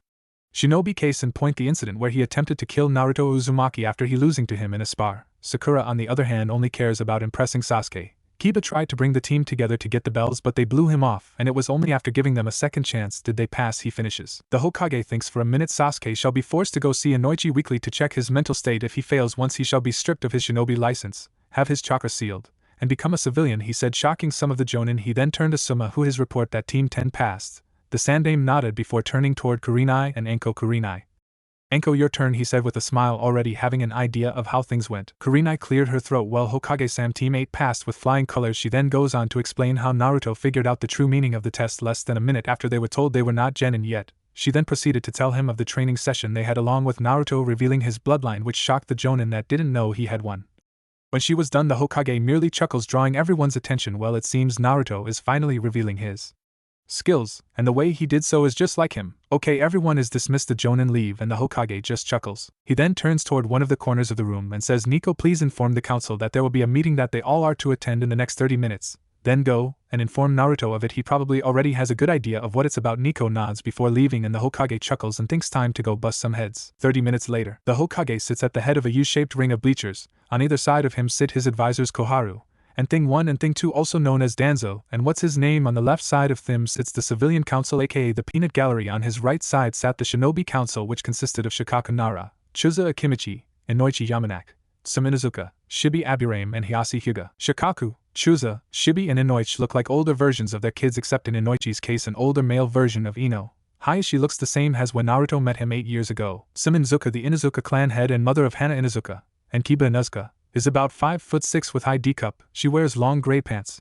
black shinobi sandals, and a gray jacket with the hood pulled up. Next to her sat a lager gray furred dog with an eye patch. This was her nin dog companion Kuramaru. The Hokage clears his throat. We are gathered here to not only welcome back two of Konoha's most treasured clans but also reveal a new bloodline that has been discovered. There were murmurs about which clans the Hokage was talking about before he silenced them and looked at the door and said, please come in. Now the door opened and in walked Naruto wearing his usual outfit. He walked up to stand before the Hokage, a smile on his face before bowing. The Hokage, as soon as he finished bowing, one of the civilian counselors decided to be stupid and voice his opinion. Hokage-sama, what is the demon? He never finished his sentence, as Naruto threw a kunai that hit the man in the head, killing him instantly. And just like that, the civilian council erupted into chaos, yelling for him to be killed while he simply smiled. The Hokage merely chuckled before yelling shut up while blasting the civilians with his ki. Now before that idiot opened his mouth and broke a S-rank law, which is punishable death. Thank you for dealing with that. By the way, Naruto merely smiles before nodding his head. Now, as I was saying, we are here to welcome back both the Uzumaki clan and the Namikaze clan along with a new bloodline. Now, because some of you are too slow or stupid to figure this out on your own, Naruto is the heir of both clones and the holder of a new bloodline. He pulls out a folder, and this folder is the birth certificate of one Naruto Uzumaki Namikaze, made mere second after he was born and signed by the Yondaime Hokage himself, Minato Namikaze, Naruto's father, and Kushina Uzumaki, Naruto's mother. He holds up the document before handing it to Hayashi and asks him to authenticate it. Hayashi looks at the document with his Byakugan before looking up and saying this document is real. There are residual chakra signatures of both Minato Namikaze and Kushina Uzumaki that match Naruto's, therefore he is the son of both Minato Namikaze and Kushina Uzumaki. He finishes, leaving everyone that didn't already know shocked. Suddenly one of the civilians stands up. I vote we enact the CRA on Namikaze-sama, and on behalf of the civilian council apologize for how he has been treated. There is silence until Naruto starts laughing and everyone minus the Hokage and Hayashi look at him surprised. Naruto stops laughing before saying, oh, that's a good one. I haven't laughed like that in a long time. He looks towards the civilians and glares, so you apologize for not only making my life a living but also basically pissing on the Yondaime's grave, who is my father, in case it didn't sink in yet, by taking his dying wish of me being seen as a hero like he wanted and completely disregarding. Well, here is what I have to say about that. Naruto takes a deep breath. Take your apology, shine it up real good before bending over and shoving it up your ass where you head. He yells. The entire room goes silent until Tsum starts laughing. Oh, Kami, he is definitely Kushina's son. She stops laughing after a few minutes. The counselor that apologized gets up and looks glare at Naruto. Now listen here, you little, but Naruto cuts him off. And oh, you listen, you worthless pile of shit, effectively shutting the man up. Naruto continues, you think I would honestly forgive a single one of bastards after how miserable you made my life? I am claiming my inheritance, and have some news for all you civilians. Naruto then smiles sadistically, which makes the civilian counselors nervous, and turns Simon a bit at the sheer amount of alphaness is radiating before he starts speaking again. With the combined fortunes of the Uzumaki and Namikaze, I am now the richest person in Konoha. Everyone's eyes nearly jump out of their head hearing this, but Naruto continues on, not only that, but due to my father opening many businesses and housing projects along with those opened by my mother and Mito Uzumaki, I own more than 70% of the entire village. This nearly caused everyone to have a heart attack, but Naruto wasn't done yet. This means that if I wanted to, I could just take everything I own and leave the village, effectively destroying it, or I could just liquidate all of your assets, leaving all you have broke and homeless like you left me after I was kicked out of the orphanage at the age 3. This caused many of the civilians' counselors to nearly shit themselves, as they all were thinking the same thing. We're screwed. Naruto starts laughing before saying, that's right, you dumb fucks, I have you by the balls, and before I'm through with you, you're going to wish you were never born. Now here is what I am going to do. Starting first thing tomorrow, each and every one of you is go to publicly reveal in front of the entire village every single thing you have done to make my life hell and how you shit on my father's dying wish, and I will be right there to watch you do it. Now, in case you're thinking about lying, I have a surprise for you, because you see I have an ability that lets me tell if someone is lying or don't reveal the entire truth, and when I catch you lying I will liquidate all your assets. After that is done, you will donate half of your entire fortune to the hospital and orphanage, and if you don't, I will liquidate all your assets. And if you don't like, then you can suck my glorious giant cock. Naruto finishes leaving the civilian council shocked. Meanwhile, the entire shinobi council burst out laughing at what Naruto had just done and said. Naruto then turns to the Hokage. Now on to the CRA being enacted on my I'm all for cause. I have always wanted a big family, he says with a smile. However, I will be choosing my wives, because I will not marry unless both the women I am marrying and myself love each other. And on that note, I already have 3 fiancés, he said, shocking everyone that didn't know. He then continues, my first fiancé is Hinata Hyuga, who has been my fiancé for over 6 years. My second fiancé is Anko Mitarashi, who has been my fiancé for 7 years, he said, shocking them. My third fiancé shall remain unnamed until the finals of the Chunin exams. However, if anyone tries to manipulate any of my fiancés or force them to break off the engagement, I will not only liquidate you assets, I will also make what the Kyuubi did, like a fight between academy students. Do I make myself clear? Naruto finishes with a smirk, as he sees everyone nod before turning to the Hokage. Naruto looked at the Sandaime before smiling. Now Hokage-sama, I shall explain my bloodline. However, to this being a shinobi matter, doesn't that mean that the civilian council isn't needed? He finished. Hiruzen smiles, catching on to what Naruto is doing. Why yes it does. Please escort the civilian council out, and make sure they get home safely, he says as the civilians are escorted out by Naruto then smiles. Damn, I have wanted to do that for the last 8 years, he says with a laugh, causing the Hokage, Koharu, and the shinobi council to chuckle. Naruto turns serious now. About my bloodline, I call it Saurian soul, he begins as he goes on to explain how it allows him to transform into long-dead creatures called dinosaur. After he finishes explaining, Danzo and Thing to leave and Naruto nods to the Hokage, who locks the door before setting up a privacy seal. Naruto then smiles. Now then let the real explanation begin, he says, confusing everyone but the Hokage. Inoichi then voices the question on everyone's mind, but Naruto, you just explained what your bloodline can do. Naruto just chuckles. No, Inoichi-sen, I only revolved the bare minimum to appease Danzo and his little pet. Now here is what I can actually do, he says before explaining what he can really do, smiling as the looks on everyone's faces get more and more amusing. By the time Naruto is finished, everyone minus the Hokage and Hayashi's jaws are on the ground. Naruto smiles before asking, if you want I can change into one of my forms to show you what it looks like, he says. Everyone nods and some asks, can we see this Tyrannosaurus Rex you spoke of, as she is a little curious at what this so-called Tyrant King looks like. Naruto nods. Of course, that actually happens to be one of my favorites, he says before stepping back to the middle of the room before closing his eyes and channeling the appropriate soul and opening them and saying, Saurian soul. Tyrannosaurus Rex says his changes into his T-Rex form, shocking everyone that hadn't seen it before and causing Tsum to cream herself while thinking, holy shit. He isn't an alpha, he is a freaking apex. What I wouldn't give to have him dominate me. Maybe I can pair him up with Hannah. She needs to finally get herself a man. They would be a cute couple, and if I play my cards right I might be able to join her. Wait a minute, don't I have a contract of something at home somewhere? I'm going to have to check when I get home after I take a shower. That is, Naruto transforms back to his normal form and looks at the faces of everyone laughing inwardly. He clears his throat, getting everyone out of their shock states. That is only of the forms I can take. So what do you think? Shibi is the first to respond. I have only 2 words to describe that. Holy shit. Everyone looks at Shibi, who merely raises an eyebrow. What everyone shakes their head, while simultaneously saying never mind. Hiruzen simply chuckles. I believe this ends the meeting. Everyone have a nice night, he says as he gets up. Koharu doing the same before she walks over to him and gives him a hug.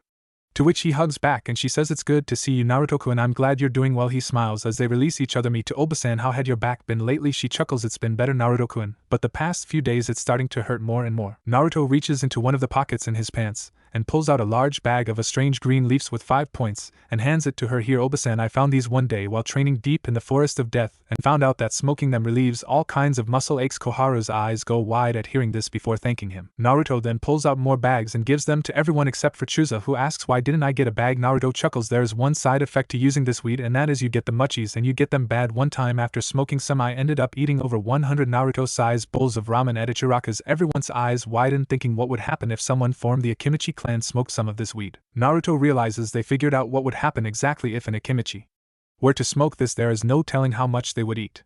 A shiver runs down everyone's spine. Naruto then looks towards Shikaku and pull out a scroll before handing it to him. Here, this is a gift for Yoshino-san to thank her for those cooking lessons. Some then looks at Naruto before saying, Naruto, you must have huge balls of steel due to how you handled the civilians. Naruto just smirks before using Shunshin to appear behind and wrap his arms around her waist before leaning into her ear. They are more like titanium, and yes, they are huge, he whispers seductively before nibbling on her earlobe, causing her to let out a small moan before she catches herself and blushes, at which point Naruto returns to the middle of the room and everyone looks at him wide-eyed as he turns around to leave but stops. As a shadow clone appears holding a video camera, Naruto looks at the clone before saying, did you record the whole meeting? The clone nods and gives him the video camera. Good, you can dispel now. The clone does so and Naruto looks to see everyone staring at him. What? Enko wanted me to record me sticking it to the civilian council so we could watch it later. Catch ya later. I got date with Anko to watch the most handsome man alive. Stick it to some arrogant dumbass, he says as he waves the videotape and disappears in a shunshin. Everyone just stands there for a second before Shibi says balls of steel indeed, which causes everyone to nod their heads until Kuramaru says no, it's huge balls of titanium. Isn't that right? Some, which causes her to blush as everyone looks at her while all the men are thinking that boy is a damn hero to men everywhere. Naruto returns to the tower to find Anko sitting on the couch in front of the TV watching some show. He walks in and takes his boots off as Anko notices him. So where you been for so long, she says coyly. Naruto just holds up the videotape. Had to get a movie for us, it's called The Most Handsome Man Alive. Sticks it to arrogant civilians. Want to watch? Anko smiles sadistically. You bet you hot ass I do. Now get over here, put that movie in. And sit the hell down. I want to lay on my favorite pillow. As we watch it, Naruto smiles. As you wish, my Hebe queen. Naruto puts the movie in before laying down on the couch with Anko laying on his chest as they begin to watch the home movie. It had 2 months since Naruto's meeting with the council, and a lot had not only happened, but also changed the way many things were done in the village. First there was the reveal of Naruto's heritage, and what really happened the night the Kyuubi attacked, which resulted in a variety of things. Many were shocked that Naruto was the son of the Yondaime Hokage and the Red Death. Of course, there were some people who denied this, saying things like there is no way that thing is the son of Yondaime-sama. However, after the Hokage presented Naruto's birth certificate, they promptly shut up. The younger generations, including Naruto's age group, were shocked as well, but when they thought about it and compared what Naruto looked like to that of the Yondaime, they knew it was the truth. And after learning that he had the Kyuubi, all of them minus Sakura and Sasuke saw him as the hero he was. Sakura didn't care who his parents were. She caused in her mind there was no one better than her Sasuke-kun. And, I swear I just died a little writing that. While Sasuke seethed in anger thinking that Dobe has so much power, it should be mine so I can kill Itachi. Only an Uchiha deserves all that power and use it properly, for we are the elite. And I have to stop killing myself writing stuff like this. After his heritage was revealed, the civilian council came up and revealed all the ways they made Naruto's life hell, which appalled not only the younger generation but the adults that were either neutral to him or sympathetic to him. The Hokage then told everyone how Naruto legally owns over 70% of the village due to the various businesses and housing projects that his parents and Mito Uzumaki established. This resulted in everyone's nearly popping out of their heads and their jaws hitting the ground. After everyone got over their shock, Naruto stepped forward and looked over the villagers. Naruto smiled and waved before speaking. As you have just been told, I am the son of the Yondaime Hokage Minato Namikaze and his wife Kushina Uzumaki, that I have the Kyuubi sealed within me, and that I own more than 70% of Konoha, more than even the Fire Lord himself owns. All of this true, he finishes with a creepy smile. Think Jin Ikamaru from Bleach's smile. This causes those who made his life miserable to visibly shiver in fear. Naruto then continues, now I'm sure some of are probably thinking, we are so screwed because of how we treated him. Well, you're wrong. You're not screwed because I'm not going to stoop to your level, he finishes with a smile. The people who made his life miserable relax at hearing this, thinking he won't do anything. However, what he says next instantly proves them wrong. However, that doesn't mean there won't be some changes. First, starting tomorrow, I will be going to every store and housing complex I own and do an inspection. If I don't find things satisfactory, then there will be consequences. The stores that kicked me out, refused me service, or overcharged me will be seeing major changes in staff and donating substantial sum of money to various charities, the hospital, and the orphanage. This shocks everyone. Naruto continues, I will also be working with Hokage-sama to not only improve the hospital and orphanages, I will also be funding the construction of a brand new hospital, 2 orphanages, and a new academy that will center around teaching those who don't want to be shinobi but still learn things, like cooking, carpentry, and blacksmithing, among other things.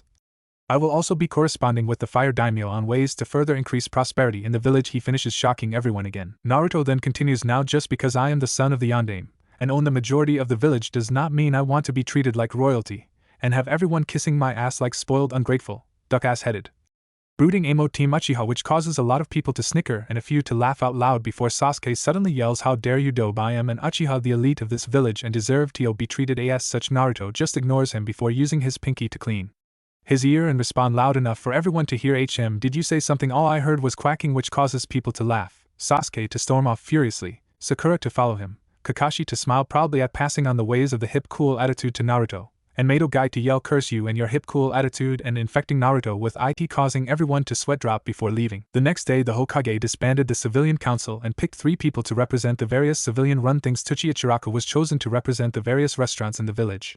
The other 2 chosen represented the various other stores and public areas. Like he said he would, the day before, Naruto went around to the various stores and housing complexes to inspect them, which ended up in quite a few people either being fired or sent to jail for embezzlement. He also hired large amounts of construction workers to begin building the new hospital, orphanages, and academy, and after seeing the state that the orphanage he used to live was in, he also had them renovated, and sent a message to the Fire Daimyo regarding various ways to increase the village's prosperity. For the next 2 months, dozens of Naruto's clones were seen around the village either supervising the construction/renovation of the academy, hospital, and orphanages, while the original trained and went on missions around the village with his team during the day while Akane trained him in his mindscape at night, and occasionally running from hordes of fangirls all wanting to date him, marry him, have his babies.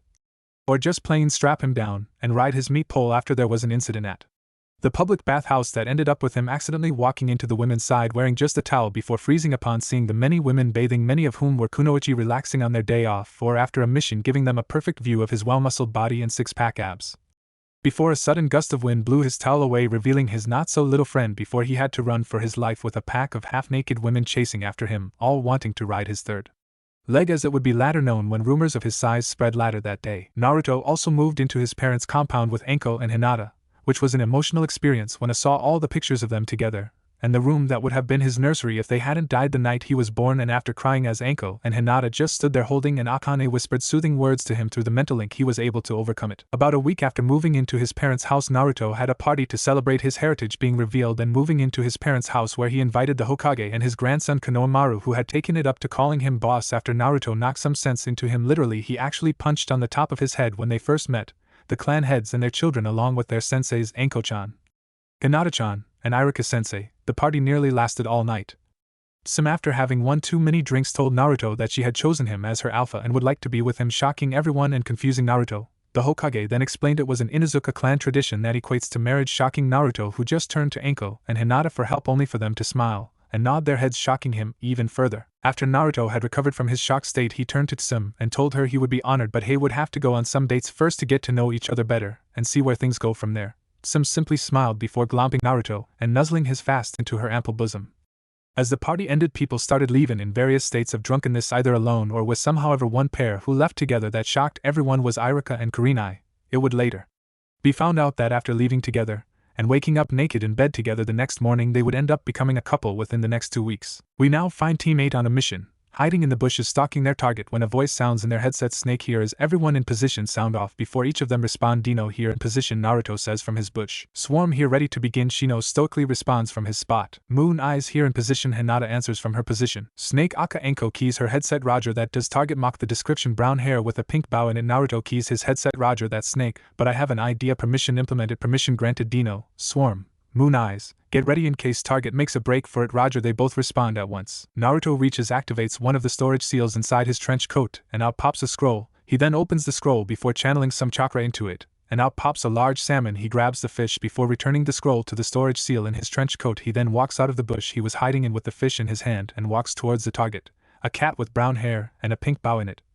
However, this wasn't any cat, it was the cat that belonged to Lady Shimi, the wife of the fire daimyo. The cat's name was Tora and tended to run away from home 2 to 3 times a week and was insanely difficult to catch even for the village's umbu, and due to this had been nicknamed the demon cat. Tora looks at Naruto as he walks over with a big juicy fish in his hand, is torn between running and staying to hopefully get the fish, but decides to stay and see how things play out.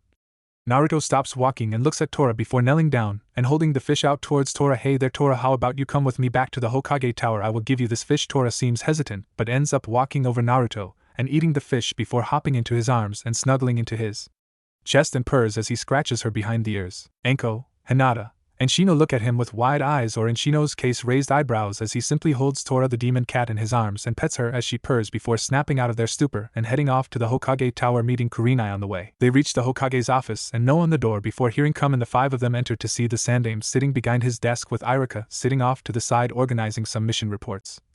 Anko steps up. Team 8 reporting capture. Tora, mission success. Hokage-sama. The Hokage looks over and sees Tora snuggling into Naruto's chest and chuckles, very good, and in only 30 minutes a new record. He looks over to Iruka. Iruka, please have Lady Shimi come in now. Iruka nods and keys the intercom before the doors open, and in walks a middle-aged woman wearing regal robes before seeing Tora and rushing over to Naruto, who hands Tora to her before she begins squeezing the poor cat into her chest. Oh Tora dear, mommy was so worried about you, she says to the struggling cat. Naruto sees this and speaks up, excuse me Lady Shimi, but you are hurting Tora, holding her like that, as he proceeds to show how to hold Tora correctly and how to pet her before she begins purring in Lady Shimi's arms. Lady Shimi looks at Naruto before smiling. Thank you Naruto-kun once again of have helped me. Naruto just gives a grandiose bow before holding her hand and planting a kiss on her knuckles, causing everyone's eyes to widen and their jaws to hit the floor before he looks up at Lady Shimi and smiles. It was nothing, milady.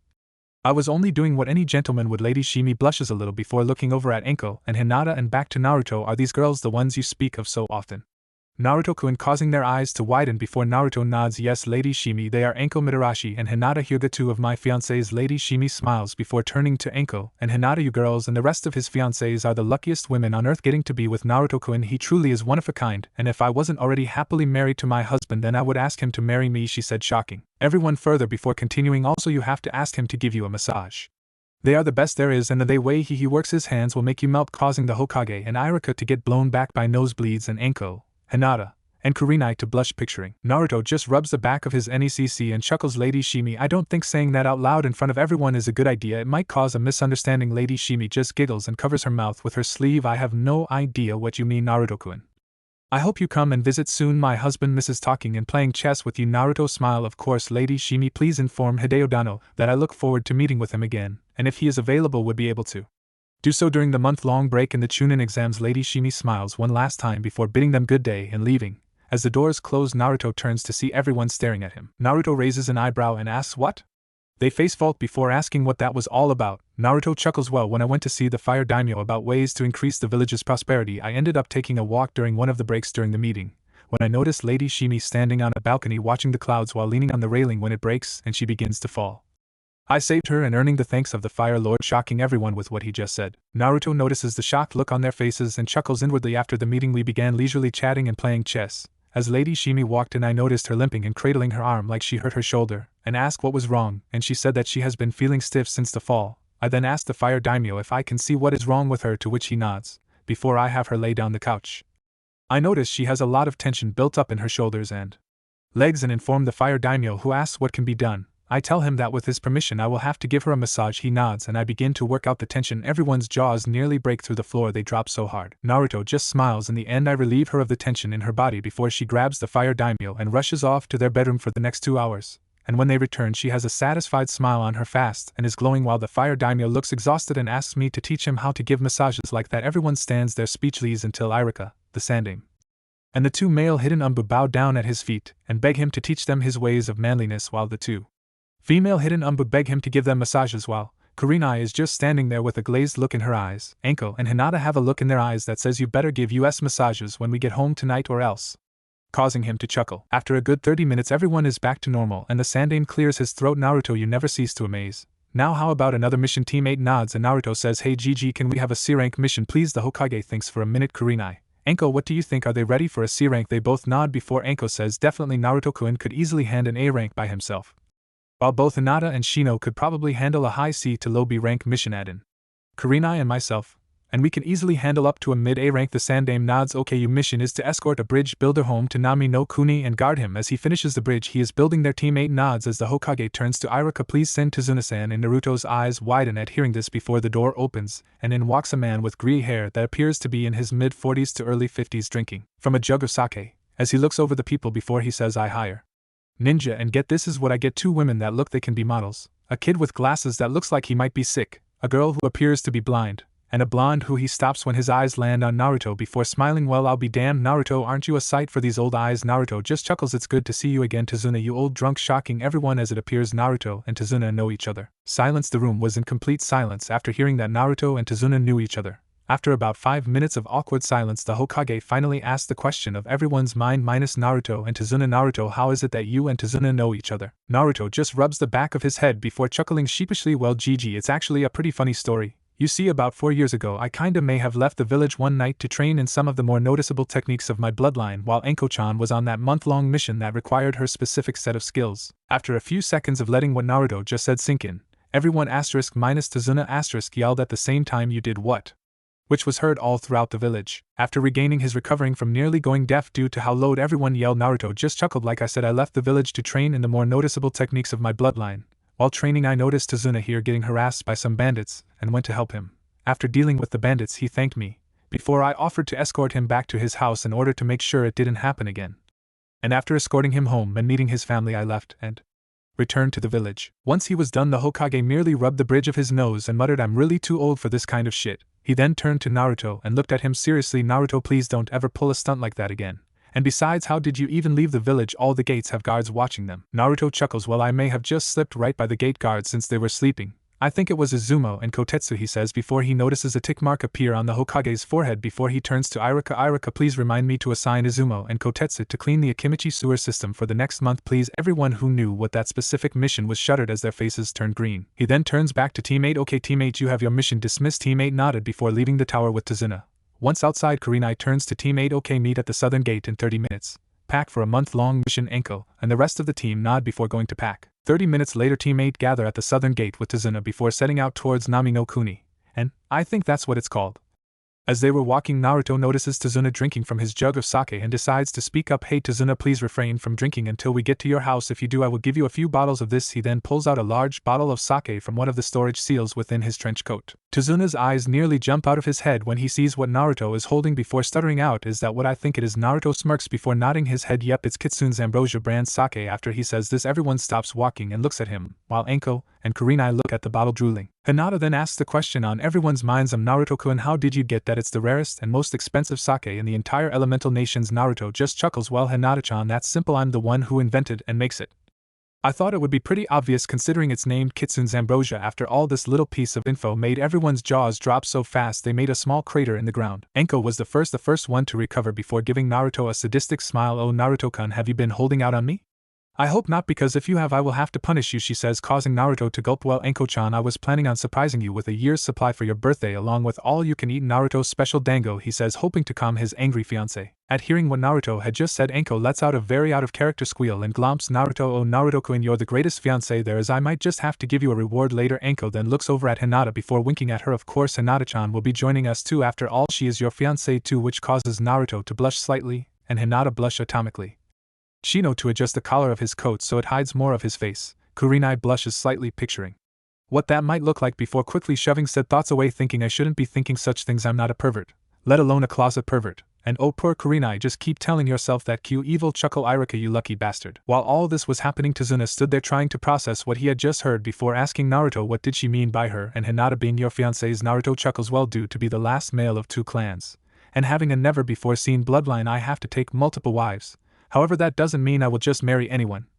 I will only marry someone if both of us truly love each other. When Naruto had finished, Tazuna was kneeling on the ground drawing circles in the dirt, mumbling something along the lines of damn lucky bastard before Shino patted his shoulder and just nodded before they continued on their way. After walking for a while, Naruto notices a strange puddle in the middle of the road and looks to Enko and Kurenai, who nod. As they pass the puddle, it erupts. 2 people jump out wearing breathing masks, gray cloaks and pants, and clawed gauntlets on their hands connected by a chain.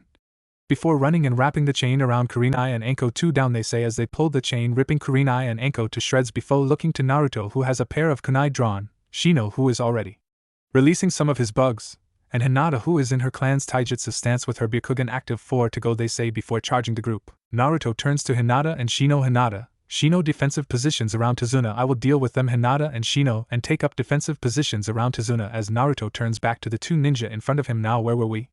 Oh, we were at the point where I proceed to kick your asses before taking those fancy gauntlets of yours and shoving them up your asses, he says with a smirk before charging at them. The 2 enemy ninja are furious at what this little brat just said and charge and wildly intending on ripping him to shreds before they feel an intense pain in their legs and the jaws of 2 reptile-like creatures whose heads are sticking out the ground before they trip, and said creatures burst from the ground, landing on the 2 ninjas' backs and sinking their claws and pinning them to the ground. Naruto just looks at them before smirking and saying, you can come out now, Enko-chan. Kurenai-sensei, as Enko and Kurenai appear from their hiding spot in the trees, and Enko says, geez Naruto-kun, it's no fun hiding from you anymore, you're too good at finding me. Naruto just chuckles. Well, I have had lots of practice of the years, Enko-chan, before he turns to the 2 ninjas currently pinned under his raptor clones as he had taken to calling them. Now what are the demon brothers of the Hidden Mist village doing way out here, and considering that you are missing means it can't be anything good. The now named demon brothers look up at Naruto before saying, we were hired to kill the bridge builder, but we weren't told he had hired ninjas from Konoha. Naruto just smiles. Well, that's bad news for you, cause you see Tazuna just so happens to be a friend of mine, and one of the things I can't stand the most is when people try to hurt my friends, so give me one good reason why I shouldn't just feed you to my friends that are keeping you pinned right now, he says with a sadistic smile which causes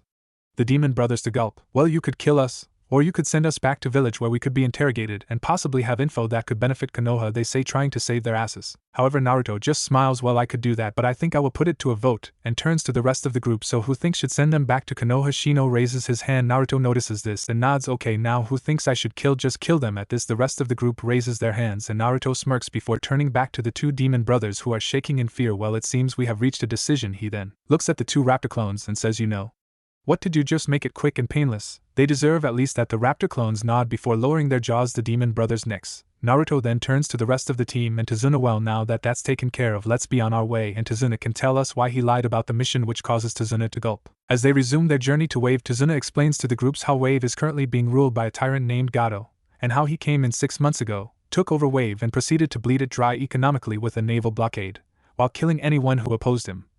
Tazuna then went on to explain how he is building a bridge to connect Wave to Hai no Kuni so that they could open trade with them, and without having to worry about Gato's blockade. As Naruto heard all this, he got madder and madder before finally saying to Tazuna, I swear that by the time you finish the bridge and we leave, Gato will be dead by my hands. I'm going to show that little sack of shit what happens when you mess with my friends. Tazuna just looks at Naruto before a few tears come to his eyes. Thank you, Naruto. They then hitch a ride on a small boat owned by one of Tazuna's friends before reaching a lake. The bushes rustle and out jumps a white rabbit, which raises red flags in Anko and Kurena's minds, while Naruto just thinks that rabbit looks familiar. I wonder, however, before he can think on it further, he hears Kurena and Anko yell, get down, and he does as a large Zanbatsu goes sailing over them before getting stuck in a tree, and a tall shirtless man with bandages around his mouth, wearing black and white camouflage pants and spiky black hair stands on its hilt. The man looks over the group and chuckles. Well, if Konoha's Genjutsu mistress Kurena Yuhi, Snake mistress Anko Midarashi, and Abirame, a Hyuga, and he says before stopping when he says Naruto can laughs out loud. Well, I'll be damned, is that Yugaki? It sure has been a while, and you seem to have grown a bit since I last saw you. Everyone turns to look at Naruto, who just rubs the back of his neck sheepishly and chuckles. I thought we would probably run into you after we ran into the demon brothers. It's been a while, hasn't it, Zabuza? He says, shocking them further. Zabuza just laughs again. That it has, Gaki. That it has. Silence once again. There was complete silence, like back in the Hokage's office after Team 8 just found out that Naruto knew Zabuza. For a whole 5 minutes no one said a word until Anko decided to voice what was on the mind of everyone in Team 8 minus Naruto. Naruto-kun, would you mind telling us how you know Zabuza? Momochi, she says in a sickly sweet voice that promised pain if Naruto didn't answer. Naruto just rubbed the back of his neck sheepishly. Well, you know how I said I saved Tazuna and then left to return to the village. Team 8 nods. Well, I may have run into Zabuza here being cornered by some hunter Nin from Kiri, and saved him, he said, causing everyone to sweat drop. Everyone just looks at him like he has grown a second head before Kurenai just face palms and says, Naruto, we are going to have to tell the Hokage about your actions when we get back to the village. Naruto just nods and turns back to Zabuza. So Zabuza, I take it that Gato hired you to kill Tazuna? Zabuza just nods. Naruto just sighs. That's what I thought. You do know that Gato will no doubt betray you and refuse to pay you if you kill Tazuna, right? Zabuza nods his head. Yeah, I got that feeling from him when he hired me. He doesn't seem like the kind of person to pay people when they work for him. So what do you want to do? Naturo thinks for a minute. Is Haku around here somewhere? Zabuza nods. Well, have her come on out. There is no use in her hiding anyway. Zabuza just gives a signal, and a young woman wearing a blue battle dress and a Kiri Hunter Nin mask appears next to him. The now named Haku removes her mask, revealing a beautiful young woman. Hello, Naruto. It's been a long time, causing Naruto to smile. That it has, Haku, he says before turning to Zabuza. So Zabuza, how about this? You and I spar kenjutsu only. Before you go back to Gato and tell him you failed, then in 1 week we meet at the Tazuna's bridge and fight until Gato shows up with a group of mercenaries, which he probably will, and reveal his betrayal of you, in which we take care of him before going to his mansion and stealing all his money. After hearing this, everyone's eyes are wide. Zabuza laughs. You got a deal, Gaki, let's see your skills. He then grabs Kurachikobo and gets into a stance. However, his jaw hits the ground when he sees the sword Naruto is holding. In his hand is a 6-foot-long nodachi with a black blade and handle. Zabuza just looks at the sword before managing to say, is that the sword I think it is? Naruto just chuckles. If you think this sword is Masamune, then you would be correct. The same sword that once belonged to the Red Death of Konoha, Kushina Uzumaki, who just so happens to be my mother, he says with a sadistic smile. Zabuza just gulps and sums up the situation in just 2 words, well shit, before he charges, swinging his blade, which Naruto easily blocks before pushing him back and making him off balance. Naruto takes advantage of this, charging forward and swinging Masamune diagonally, making a shallow gash on Zabuza's chest before jumping back to avoid a slash aimed at his arm. Naruto chuckles. Looks like I got first blood, Zabuza, causing Zabuza to laugh. Impressive, Gaki. Not many have been able to draw first blood on me, he says before charging back at Naruto, who meets him halfway and locks blades with him. Meanwhile, Team 8 watches on in amazement as Naruto clashes with Zabuza and his winning. Kurenai turns towards Anko and asks, Anko, just how strong is Naruto? Cause this for a genin, let alone a 13-year-old boy, to be able to fight someone like Zabuza. Momochi is just insane. Anko just chuckles at Kurenai's question. Kurenai, you don't know the half of it. Naruto is toying with Zabuza. In all the years we trained together, other than the first few months, I have never seen him go all out. But if I had to guess, he mostly likely stronger than the Sandame was during his prime and the Yandame during the Third Shinobi War combined, she says, causing Kurenai's jaw to drop. Kurenai just shakes her head. Surely you're exaggerating, Anko. I mean, Naruto must be strong but stronger than both the Sandame and Yandame. That just doesn't seem possible, she says, hoping that she is right. Anko just shakes her head. I wish I was Kurenai, but considering that Naruto can make thousands of shadow clones and has been using them to train every day for the past 8 years, and that's not including the training the Kyuubi has been giving him for the past 8 years, makes it hard to believe otherwise. I will say this though, may Kami have mercy on the person who makes him go all out, cause I'm sure he won't, she says, shocking Kurenai even more while scaring her a little at the thought of Naruto going full out after hearing this. Enko and Kurenai turn back to see Zabuza panting with numerous shallow cuts all over his body and Naruto not even winded and uninjured. Naruto looks at Zabuza. Hey Zabuza, how about one more attack and we call it quits for now? Zabuza just nods his head before charging at Naruto, who just slips into a stance before whispering Gatling stab and stabbing his sword back and forth in a rapid fashion. Think Luffy's Gum Gum Gatling from One Piece but with a sword, and you get the picture, while making sure to avoid all of Zabuza's vital points. Zabuza falls to the ground with shallow stab wounds covering his body and laughs. Damn Gaki, that was one hell of an attack, good thing you weren't trying to kill me or I would be dead. Naruto chuckles. Yeah, I have been working on it for some time now and just finished it about a week ago. This is actually the first time I have used it in a fight. Zabuza laughs. Gaki, you keep up the way you are and you're going to be the best swordsman in the elemental nations before you're 20 at this rate, which causes Naruto to chuckle. Haku then walks over and picks Zabuza up. We will see you in a week, Naruto, before leaving in a water Shushin. Naruto then seals Masamune in the storage steel on his wrists and looks at teammate who just stand there stupefied by his skills, causing him to chuckle. Well, now with that out of the way, how about we go to your house, Tazuna? I'm kind of hungry.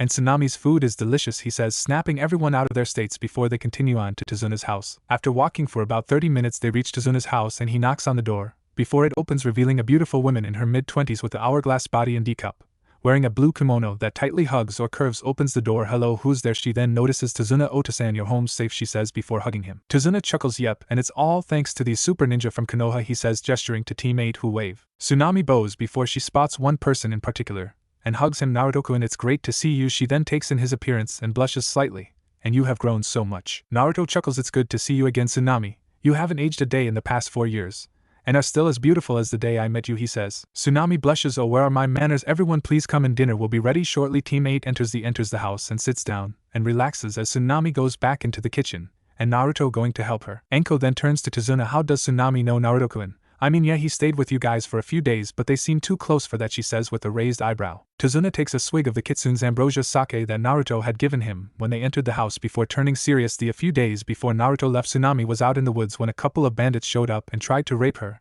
However, Naruto was nearby and heard Tsunami yelling and rushed to save her and knocked out the bandits before they could rape her, and brought her back home, where he told me what happened and told me he would be back. Everyone had wide eyes as Tazuna told them the story behind Naruto and Tsunami being so close. As Tazuna continued the story for the next 12 hours, Naruto was gone, and all we heard were the screams of the bandits. When he came back, I asked what happened to the bandits. He simply said they won't be hurting anyone ever again. I set my compis on them. I asked what he meant by that, and he told me about some of his bloodline, and showed me what a compi was, and I asked what's so bad about that. He then said, imagine a pack of them slowly tearing you apart tiny bite by tiny bite, and eating you alive. Everyone pales and shudders. Tazuna continues. Yeah, I had the same reaction. He then asked me to keep all of this from Tsunami, which I agreed. I then asked him why he killed them in such a brutal way, and he said there are a few things I have zero tolerance for, and rape/attempted rape is one of those things, and anyone who dares to do/try such a thing will die the same way, especially if they try it to someone as kind and caring as Tsunami. He then walked upstairs to make sure Tsunami was okay, and when I went to check up on her later, she was asleep in his arms, and he said that she had cried herself to sleep. A few days later, after making sure Tsunami was alright, Naruto left and returned to Konoha, and about a few months after that I realized that Tsunami had developed a crush on Naruto. Teammate was shocked that there was such deep reason behind the relationship between Naruto and Tsunami. Enko and Hinata looked at each other, sharing a look that said we know what we must do, before nodding. Tsunami and Naruto then walked out of the kitchen with plates of food for everyone and sat at the table when the door opened, and in walked an 8-year-old boy wearing overalls and a hat. Tsunami looked up. Inari, you're just in time for dinner, and your grandfather is home. The now named Inari looks up and sees Tazuna and runs over and gives him a hug. Welcome home, Gigi, I'm glad you okay. Tazuna ruffles the boy's hair. I miss you, Inari. And I got home safely thanks to these super awesome ninja I hired. Inari looks over and sees teammate before scoffing until he says Naruto and goes wide-eyed. Naruto and I, is that you? Naruto smiles before nodding. Yep, I'm back, little bro, and here to help Wave get rid of its midget problem, if you know what I mean, causing Tazuna and teammate to laugh and Tsunami to giggle. Inari runs over and hugs Naruto before crying, and Naruto just hugs him back, letting him let it all out before Inari falls asleep in his arms, and Naruto creates a shadow clone to take Inari upstairs and tuck him into bed before turning to Tazuna, and a serious look enters his eyes. What happened to Inari while I was gone, Tazuna? When I left he was a happy young boy full of sunshine, now he seems broken inside. Tazuna just sighs and tells Naruto what happened with Kaiza, how Inari saw him as a hero, how Kaiza stood up to Gato, how Gato had him publicly executed, and Inari saw the whole thing. And by the end the look in Naruto's eyes turned from serious to downright murderous, and he said, Tazuna, I'm not leaving Wave until I rip Gato limb from limb before ripping him in half. Nobody, and I mean nobody, hurts my little bro and gets away with it before he gets up and walks outside, leaving everyone to their thoughts before Anko gets up and follows him. Once outside, Naruto begins destroying the forest until he senses Anko near him and sighs, I should have come back sooner.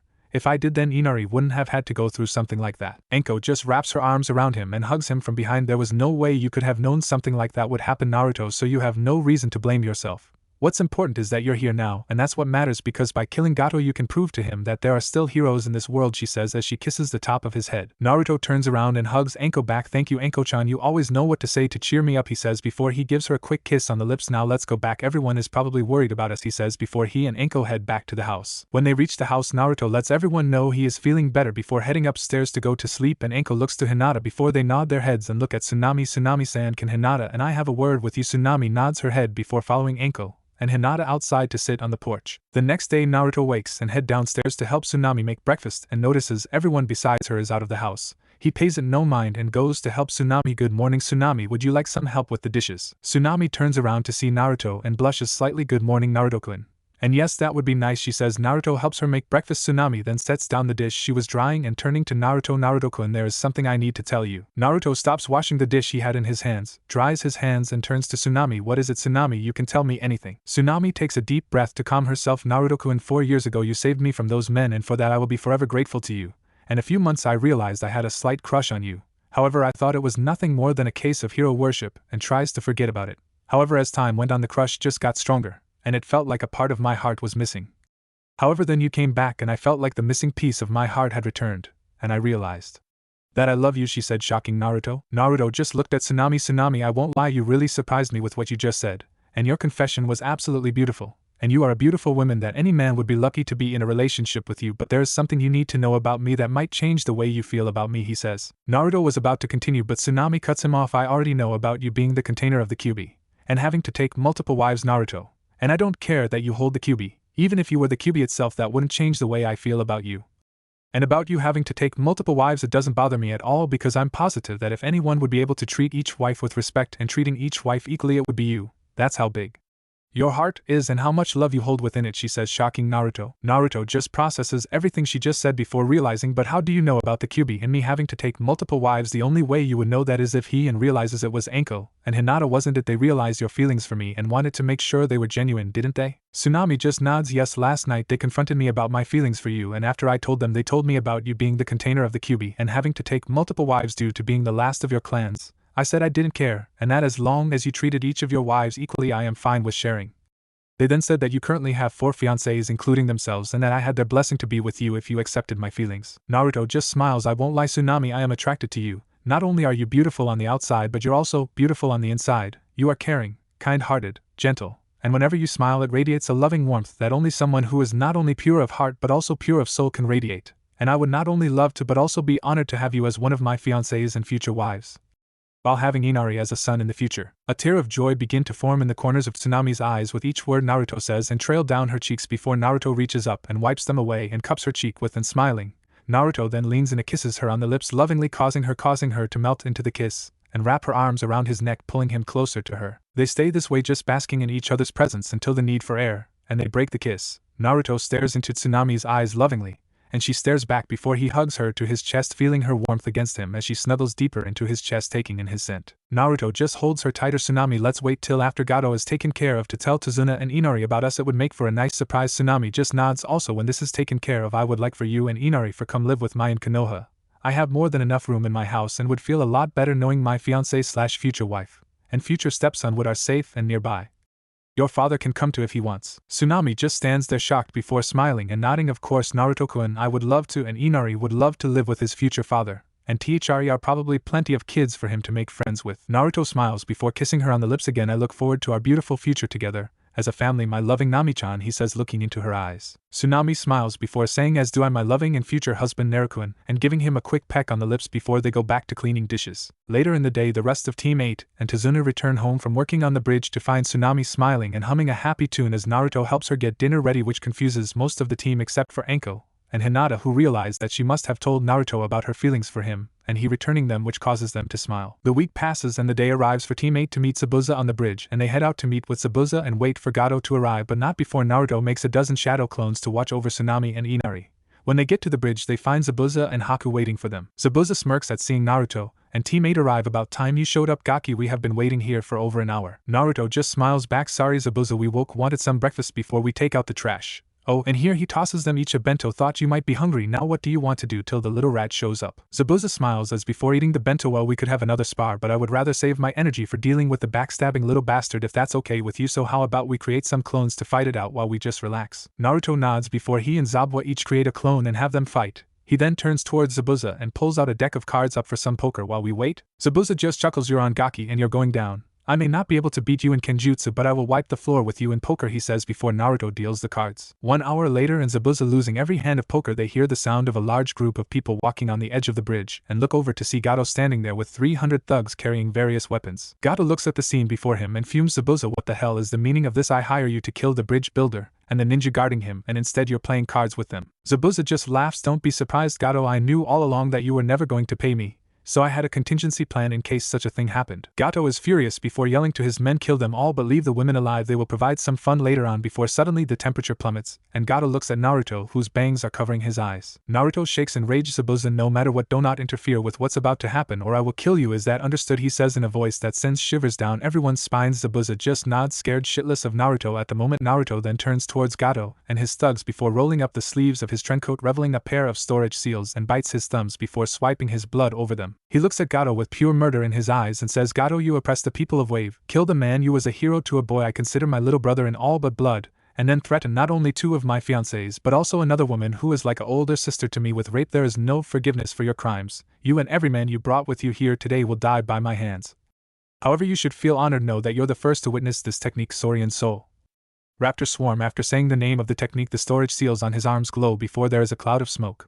When the smoke clears, standing on the bridge are 500 of Naruto's raptor clones just waiting for him to give the command. Naruto raises his arm in the arm before swiping it down and saying, kill them all but leave Gato alive. He is mine. What happens next can only be described as a bloodbath. The raptors tear into Gato's thugs like a tornado in a trailer park. Sorry, the only comparison I could think of to describe the carnage. Blood and body parts fly everywhere. The swarm tears the thugs to shreds, leaving only Gato alive, who is paralyzed in fear. When the raptors are done, all that's left of Gato's men are piles of severed limbs and shredded torsos. Naruto then walks up to Gato, who begins to beg for his life and ask for mercy, to which Naruto scoffs, sorry, all out of mercy for people like you. All I have in stock is this Saurian style dual T-Rex execution. Before a shadow clone appears next to him, and they both change into his T-Rex Dino form and biting Gato, who is trying to crawl away on the leg, causing him to scream as Naruto flings his head up and releasing Gato, who cartwheels up before falling down, where both Naruto and his shadow clone both catch him in their mouths, half of him in each, as he screams in pain before they rip him in half and throw his severed halves over the edge of the bridge before the shadow clone dispels and he changes back to normal. Naruto spits out Gato's blood that was still in his mouth and says, good riddance, and may you burn in hell for all of eternity, you miserable bastard, before turning to see the shocked faces of his team, Tazuna, Zabuza, and Haku, and asks what I said. I was going to rip him in half when I saw him, and I did. Why are you all looking at me like that? Prompting everyone to sweat drop. Naruto then looks at Zabuza. Hey Zabuza, think you could use a water jutsu to clean all this up? I sense the villagers on their way here, and I doubt they want to see this carnage, to which Zabuza just nod and cleans the bridge of all the blood and body parts. Naruto walks over to his team just as a mob of Wave's villagers show up with makeshift weapons, with Inari leading them, to which he just smiles. Yeah, what's all this about? If you're looking for Gato, you just missed him. He ended up have an accident and fell to pieces, he says, causing those who knew what really happened to sweat drop. The villagers just look shocked before Inari says, you really mean it? Gato is dead? Naruto just nods. Inari runs up and hugs Naruto as the villagers start cheering. As Naruto hugs Inari, he sees Tsunami walking toward him and smiles as she comes up and kisses him on the lips, to the surprise of Karin, Tazuna, Inari, Zabuza, Haku, and the villagers, before Naruto says, I told you I would take care of it. Tsunami just smiles. I never doubted you for a moment. Inari then looks at his mom before asking why she did that, which makes her smile. Well, Inari, Naruto and I confessed our feelings for each other and have decided that you, me, and maybe your grandfather, if he wants to, will be moving to Konoha after the bridge is finished, where we will be living with Naruto, as I am going to be one of his wives, making him your stepfather, she says, shocking everyone who didn't already know. Inari looks at Naruto, who only smiles and nods before Inari hugs him again, saying "Tusan" over and over again, to which Naruto just hugs him tighter while repeating yes after each time he says it. That night, Wave celebrates their freedom with food, dancing, and drinks. The next morning, Naruto wakes up to find 3 women in bed with him. Enko is on his left, snuggling into the left side of his neck. Tsunami is on his right, doing the same as Enko, only on his right side, and Hinata is sleeping on his chest. All 3 of them only wearing their underwear. Naruto smiles before just going back to sleep. Later that day, Naruto, Zabuza, and Haku go to Gato's base and take all his money and the deed to his shipping company, which Naruto signs over to himself. Zabuza takes half of Gato's money and leaves with Haku, saying they are going back to Kiri now that the civil war is over, while Naruto takes the other half and gives it to the people of Wave. Over the course of the month, Tazuna finishes the bridge and Naruto spends time relaxing and growing closer to his fiancées until it's time to leave. Naruto and the rest of Team 8 along with Tsunami and Inari stand at the end of the newly completed and named Great Naruto Bridge and look at the villagers and Tazuna, who had decided to stay in Wave. Naruto smiles. Well, I guess this is it, Tazuna, see you around. Oh, and check on the kitchen table, I left you a present. Tazuna nods before telling Naruto to take care of his daughter and grandson, to which Naruto agrees and they set off back to Konoha. Naruto looks at Inari and smiles. So Sochi, are you ready to head to your new home? Inari just nods. Good, and don't worry about making friends, I know a few kids who would love to be friends with you. Inari smiles. I'm not worried too, San, and I can't wait to see our new home, causing everyone to smile, while Anko, Hinata, and Tsunami think he will be a great father in the future, which causes them to blush at the thought of children with a combination of features belong to Naruto and themselves running around the house. Naruto meanwhile smiles and thinks, Akane-chan, our family keeps growing and I couldn't be happier. Akane just smiles from within the mindscape and says that it does, Kit, and I'm sure your parents are looking down on you with smiles on their faces at how poor they are with you. Naruto smiles and looks to the sky and swears he says his parents' faces smiling at him, and I'm sure they are, Akane-chan. I'm sure they are, before continuing towards Konoha with a smile on his face. Team 8, Tsunami, and Inari had arrived at Konoha and after checking in had went to the Hokage's office give their mission report on the mission to Wave, and after knocking on the door and being told to enter they now stood in front of the Hokage. Anko and Karinai snap off a quick salute. Team 8 reporting in on a successful mission to Wave. Hokage-sama, Anko says with a smile on her face. The Hokage just nods and tells them to proceed to give the mission report, not leaving anything out from leaving the village, encountering the demon brothers and finding out that Tazuna had lied about the mission details, continuing the mission, encounters Zabuza and discovering he and Naruto knew each other, which causes Hiruzen to just shake his head and Naruto to chuckle, arriving at Wave. Meeting Zabuza at the bridge and them waiting for Gato to arrive, interrupted at this point and had Tsunami and Inari wait outside before continuing the report, and how Naruto slaughtered Gato and his men, recounting every single little bloody, gory detail, and by they finished the Hokage looked a little green, and the hidden Umbu had all rushed into the office's bathroom and were emptying the contents of their stomachs into the toilet, sink and shower. The Hokage looks at Naruto. Naruto, did you have to report every single detail about how you dealt with Gato, he asks. Naruto just nods his head. Yes, nobody messes with my precious people.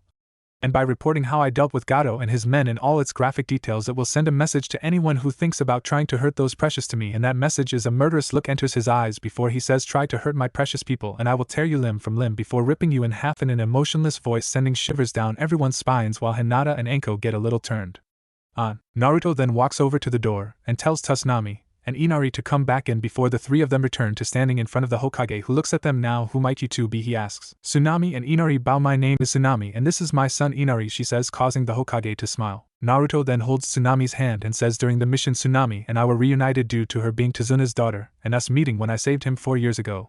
And after talking, Tsunami revealed her feelings for me and I accepted them because I felt the same way and have for the past 4 years, but thought they were one-sided, so never let anyone know about them, and she agreed to be one of my fiancées and future wives. While Inari would be my stepson, he finishes with a smile. Hiruzen just smiles. Well, congratulations Naruto and Tsunami, I wish the both of you along with Anko, Hinata, Tsum, and any other future wives the best for the future, he says, causing Naruto to smile while Anko, Hinata, and Tsunami blush. Naruto rubs the back of his and smiles. Thanks Gigi. But if we're done here I would like to head home and show Tsunami-chan and Inari around their new home, he says, to which the Hokage just nods his head and dismisses them before they leave. Once outside the Hokage's tower, Karinai and Anko turn to the team and pull out some forms before Karinai says the Chunin exams are in a week and we will be nominating the three of you. However, it is entirely your choice if you wish to compete. However, if you do decide to compete you need to fill out these forms and head to room 301 at the academy before handing each of them a form and leaving. Shino nods his head to his fellow teammates and leaves himself before Naruto turns to Tsunami and Inari. Now with the boring stuff out of the way, how about Anko-chan, Hinata-chan and myself show you two around the village before we head home, he says before Tsunami and Inari smile and nod. After showing Tsunami and Inari around the village, the group arrives at Naruto's house and the sheer size and elegance of it leaves Tsunami and Inari speechless. Naruto chuckles and shows them in and showing them around, before making dinner and showing them to their rooms and going to bed. A week had passed since Team 8 along with Tsunami and Inari had returned to Konoha, and Naruto had spent the week spending time with Tsunami, taking her out on dates and getting to know each other better. He had introduced Inari to Konohamaru and his friends Moegi and Udan. The four had become fast friends and Inari even developed a little crush on Moegi, which Naruto, Anko, Hinata, and his mother had enjoyed teasing him about. Naruto had also taken Anko, Hinata, and some out on a few dates as well, which consisted of all-you-can-eat Naruto's special dango with a bottle of Kitsune's ambrosia, while relaxing on top of the Hokage monument watching the sunset. His date with Hinata consisted of a picnic in a field of flowers,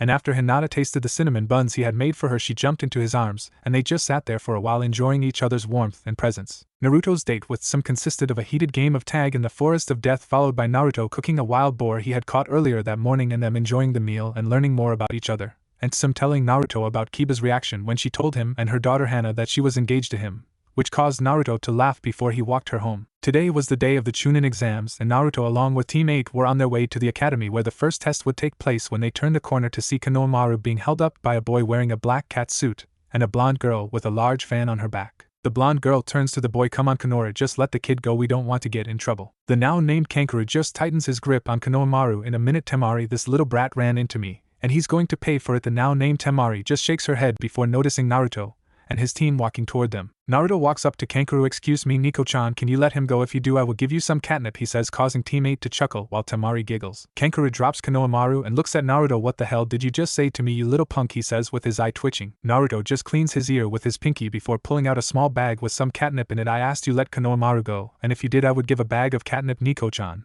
And because you were a good kitty and did as I asked, here is your reward," he says before tucking the bag of catnip into a pocket on Kankuro's shirt, causing everyone to break out in a fit of laughter minus Kankuro, of course. Kankuro's nearly busts a vein and reaches to grab the object wrapped in bandages on his back. Temari notices this. "Kankuro, are you crazy? You can't bring Crow out here. You know what will happen if Gaara finds out," she says, trying to talk some sense into him. Kankuro just looks at her and says, "I don't care, Temari, this bastard thinks he can just insult me and get away with, well, I'm going to teach him a lesson," before he feels something cold and metal on his throat and looks down to see a kunai held to his throat and Naruto behind him holding its handle. Naruto chuckles. "Now Nico-chan, if you keep being a bad kitty I will have to punish you." His voice then takes an icy tone, "and that is not something you want me to do. Besides, I think your sandy friend in the trees is either disappointed in you or just mad. It's a little hard to tell." Kankuro freezes at hearing what Naruto just said before turning to see a red-haired boy with green eyes, a tattoo over his eye that reads love in kanji. On his back is a large gourd, and he is wearing a tan shirt and pants. Kankuro gulps. "Hey Gaara, we were just..." The now named Gaara interrupts him. "Kankuro, you are a disgrace to the village. Now shut up, or I will kill you." Gaara then turns to look at Naruto. "I apologize for my brother's actions. I am Sabaku no Gaara." Naruto smiles. "It's not a problem. I'm Naruto Uzumaki Namikaze, by the way, and these are my teammates Hinata Hyuga and Shino Abirame," he says, gesturing to Hinata and Shino. "Are you competing in the Chunin exams too?" Naruto asks. Gaara nods his head. "Yes, my team, and I will also be participating." Gaara then grabs his head like he is in pain. "Mother says you are strong, Naruto. Killing you will prove my existence." He then looks to Temari and Kankuro. "We're leaving." The three then leave. Naruto stares at them as they leave before looking at Konohamaru. "Well, that was interesting. Now Konohamaru, run along." "Hinata-chan, Shino, and I have to get to the academy for the first exam." Konohamaru nods and leaves. Naruto turns to Hinata and Shino. "Come on, let's get going, we don't want to be late." Hinata and Shino nod before continuing on their way to the academy. As they're walking, Naruto thinks about his encounter with Gaara and how something felt off about him when he hears Akane get his attention. "Naruto, be careful around that Gaara kid, he hold the Ichibi Tanuki Shikaku within," she says, shocking Naruto. Naruto nods his head. "Are you sure, Akane-ne-chan? Because if you're right then we might have a big problem and something might be going on, because it seemed like he isn't able to sleep and Shikaku might be influencing him. And the fact that Suna would send an unstable Jinchuriki to another village and have him participate in the Chunin exam seems fishy." Akane just nods from within his mindscape. "I know, and I'm positive that he holds the Ichibi. I can sense the Yuki in him, and his mastery over sand is a dead giveaway due to it being a trait that all of the Ichibi's hosts gain, and the fact that he can't sleep means his seal is either faulty or has been tampered with. Whatever the case, you should inform the Hokage as soon as possible, because I got a bad feeling that something really big is going to go down soon," she says, getting a nod from Naruto creates a shadow clone and has him go inform the Sandaime of what he has discovered before turning to Hinata and Shino and letting them know what Akane had told him, shocking both of them before they continue on their way. With the Naruto clone, the clone had just arrived to the Hokage's office, surprising the Sandaime. "Naruto, what are you doing here? Shouldn't you be on your way to the first exam?" he asks. The clone nods. "I'm just a clone, GG. The boss sent me here to inform you about some disturbing news that he came across about one of the genin from Suna that Akane confirmed," he says, shocking the Hokage. Hiruzen turns serious. "What has he discovered? For him to have to inform me right away, it can't be good news," he says before the look in the clone's eyes confirms his suspicions. The clone just nods his head. "Indeed it is. The boss found out that Suna Genin Gaara no Sabaku is the holder of the Ichibi Tanuki Shikaku, and to make matters worse, the Biju seems to be able to influence Gaara quite heavily to the point that prevents Gaara from sleeping, which can only mean that either the seal holding the Ichibi is faulty or has been tampered with to give the Biju more control. And the fact that Suna sent him to another village for the Chunin exams, let alone an allied one, raises too many red flags. which the boss believes can only mean one thing: Suna plans to attack the village at some point during the Chunin exams, most likely during the final exam, whatever that may be he finishes. Hiruzen just nods grimly. This is very disturbing news, but based on the evidence you have provided we must prepare for the worst case scenario. Naruto, do not tell anyone other than your teammates about this information. We can't have our possible enemies know that we know about their plans, or they might strike sooner. I will discuss what actions we shall take. The clone nods before dispelling, leaving the Hokage to his thoughts as he stares out the window. Naruto, once again you surprise me. This possible threat you have discovered might just save a lot of lives. And for some reason I believe that includes my own. Before he snaps out of his thoughts and tells his secretary to inform the clan heads for an emergency meeting. Naruto blinks as he receives the memories of his clone and tells Shino and Hinata what he and the Hokage talked about, shocking them before they simply nod and enter to find the three genin arguing with some other genin about letting them pass so they can take the exam, and Naruto chuckles recognizing them. The first is girls wearing white top and brown shorts, and black shinobi sandals, and had two large scrolls on her waist. This was Tenten Higurahi, a weapons expert, and the only kunoichi of Team 9. The next was a boy with a bull haircut and huge eyebrows, wearing a full-body green spandex jumpsuit, with orange arm and leg warmers. This was Rock Lee. Finally there was a boy with waist-length black hair, and pupilless white eyes that were signature to the Hyuga clan. He wore a whitish-gray shirt and pants. This was Niji Hyuga, Hinata's cousin. Naruto looks at them for a second before getting their attention. Hey Tenten, Niji. Lee, come over here for a second, he says, surprising them before they walk over to him. Niji walks up to Naruto and bows. Hello Naruto-sama, how are you today? He asks, causing Naruto to sigh. Naruto just rubs the bridge of his nose. Niji, how many times have I asked you to not call me Naruto-sama? You know I don't like being called it, causing Hinata, Tenten, and Lee to laugh before he continues. Anyway, that's not room 301, it's room 200, and the two guarding it are actually the eternal gate guards Izumo and Kotetsu. They placed a genjutsu on the sign to weed out the weaker applicants, he says, getting shocked looks from Team 9 as they realize he is right. Naruto then gains a sadistic smile. However, that doesn't mean we can't have a little fun with them, just play along, and you will see something really funny, he whispers before raising his voice so that everyone could hear him. Did you guys hear that all of the female Umbu had their panties stolen from their houses last night? Apparently they have been searching everywhere for the culprit. However, I told them that I saw the gate guards Izumo and Kotetsu leaving one of their houses late last night, and they have been looking everywhere for them. In fact, the only place I think they have left to look is this building, he says, causing a few people to chuckle. Meanwhile, Izumo and Kotetsu paled at hearing this, knowing that even though they didn't steal any panties, the female Umbu wouldn't believe that, and would still beat the shit out of them. So they decided to do what any sane man would do in their situations, run for their lives, and immediately dropped the genjutsu and ran. Naruto and everyone else in the room started laughing at this before walking up the stairs to the exam room.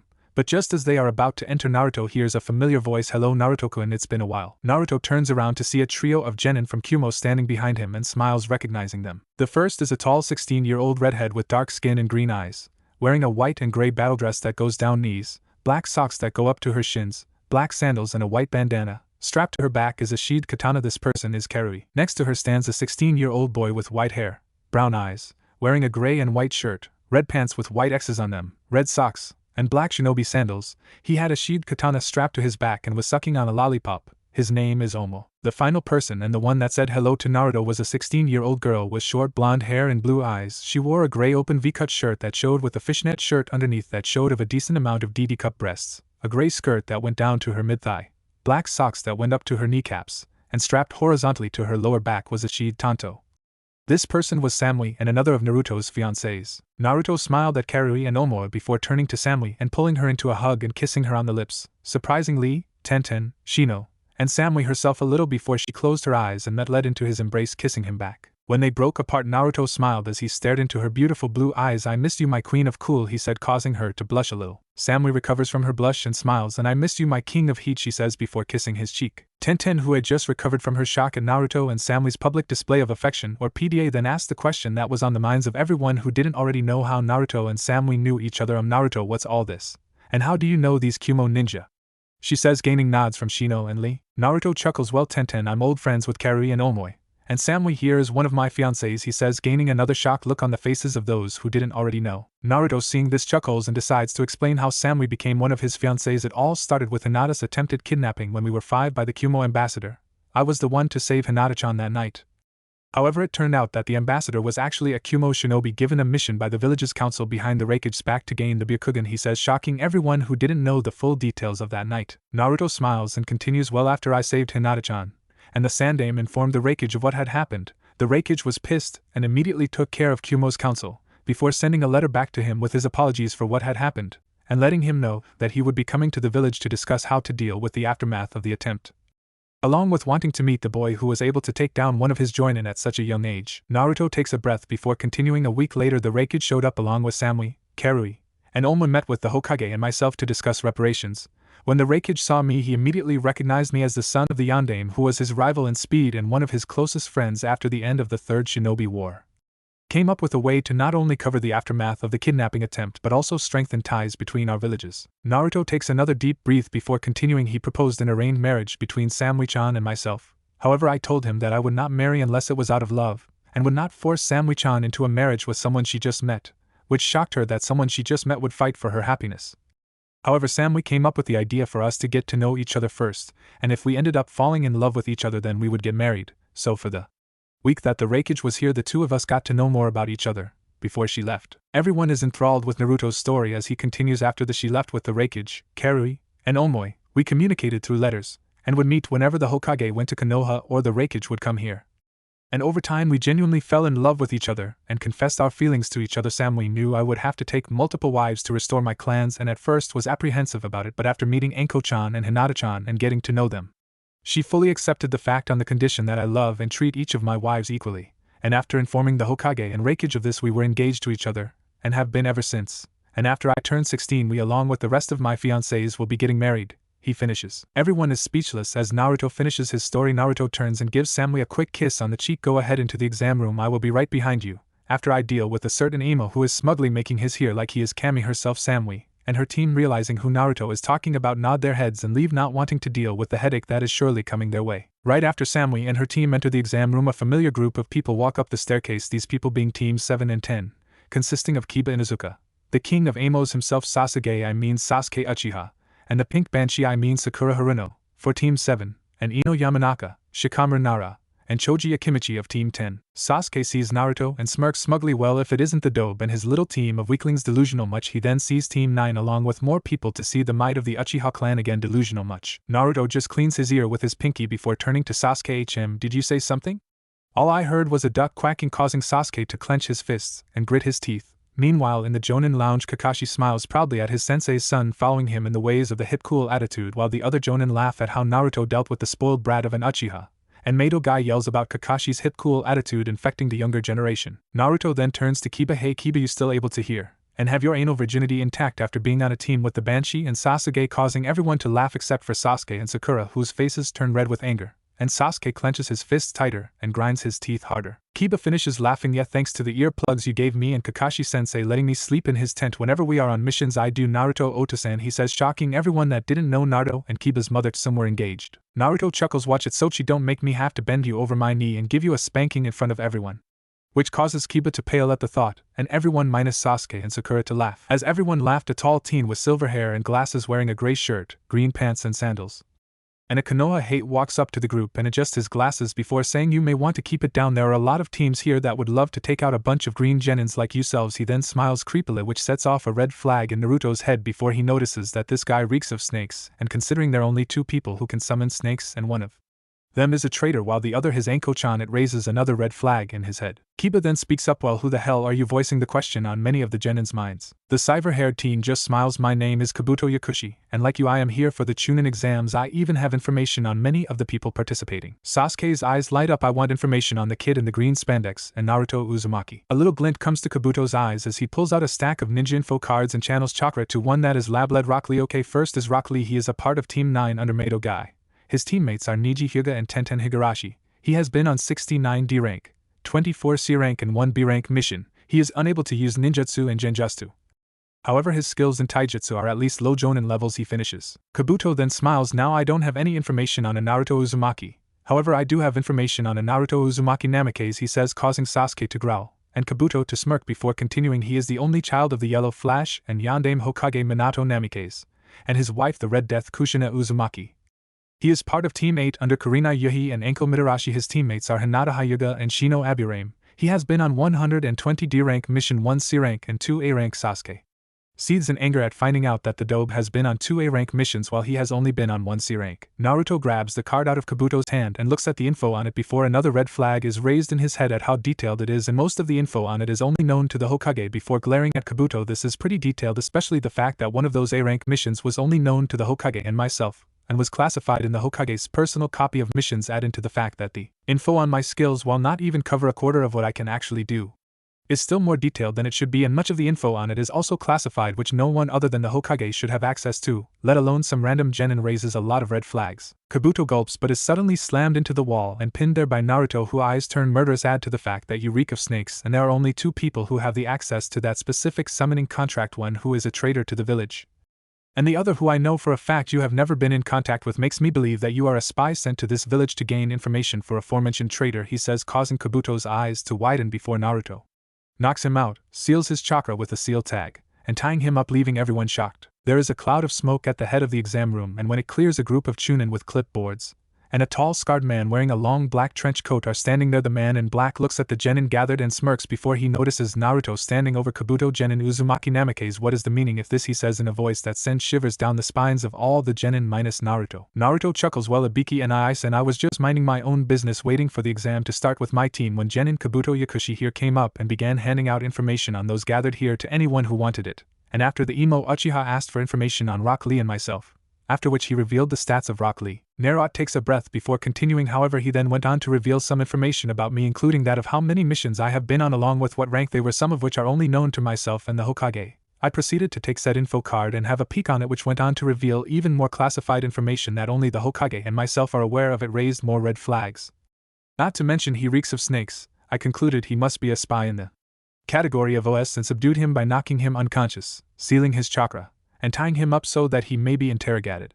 He finishes before smirking, however, if I knew you were going to be the one to give us the test, I also would have slapped a bow on him for you, he says. Ibiki chuckles, damn Naruto, you sure have been busy and good work on catching another traitor. He then signals and some Anbu arrive to take Kabuto away before he turns to everyone, all right, with that out of the way, take your seats, the first exam will be starting in 5 minutes. Everyone takes their seats to begin the exam and Ibiki goes over the rules. Exam is the same as canon except Samli's team also passes. 1 hour later, Ibiki has just given the 10th question and informed those who are left that they pass when the window breaks and a black ball flies through the air before attaching to the blackboard and opening, revealing a banner that says the incredibly sexy Enko Mitarashi / Soon Tob Uzumaki Namikaze is here. Underneath that is a chibi drawing of Naruto and Enko, with Naruto in a tuxedo, carrying Enko, who is in a wedding dress bridal style. However, Enko isn't standing next to the banner, she is sitting in Naruto's lap making out with him, causing many of the males in the room to suffer nosebleeds before Ibiki clears his throat, gaining Naruto and Enko's attention. Enko, you're early. Enko just gets up from Naruto's lap and pouts at having to stop making out with her foxy king and turns to Ibiki, sorry about that, was too excited. She then turns to the genin and smirks sadistically, alright, meet in front of training ground 44, also known as the Forest of Death, in 15 minutes.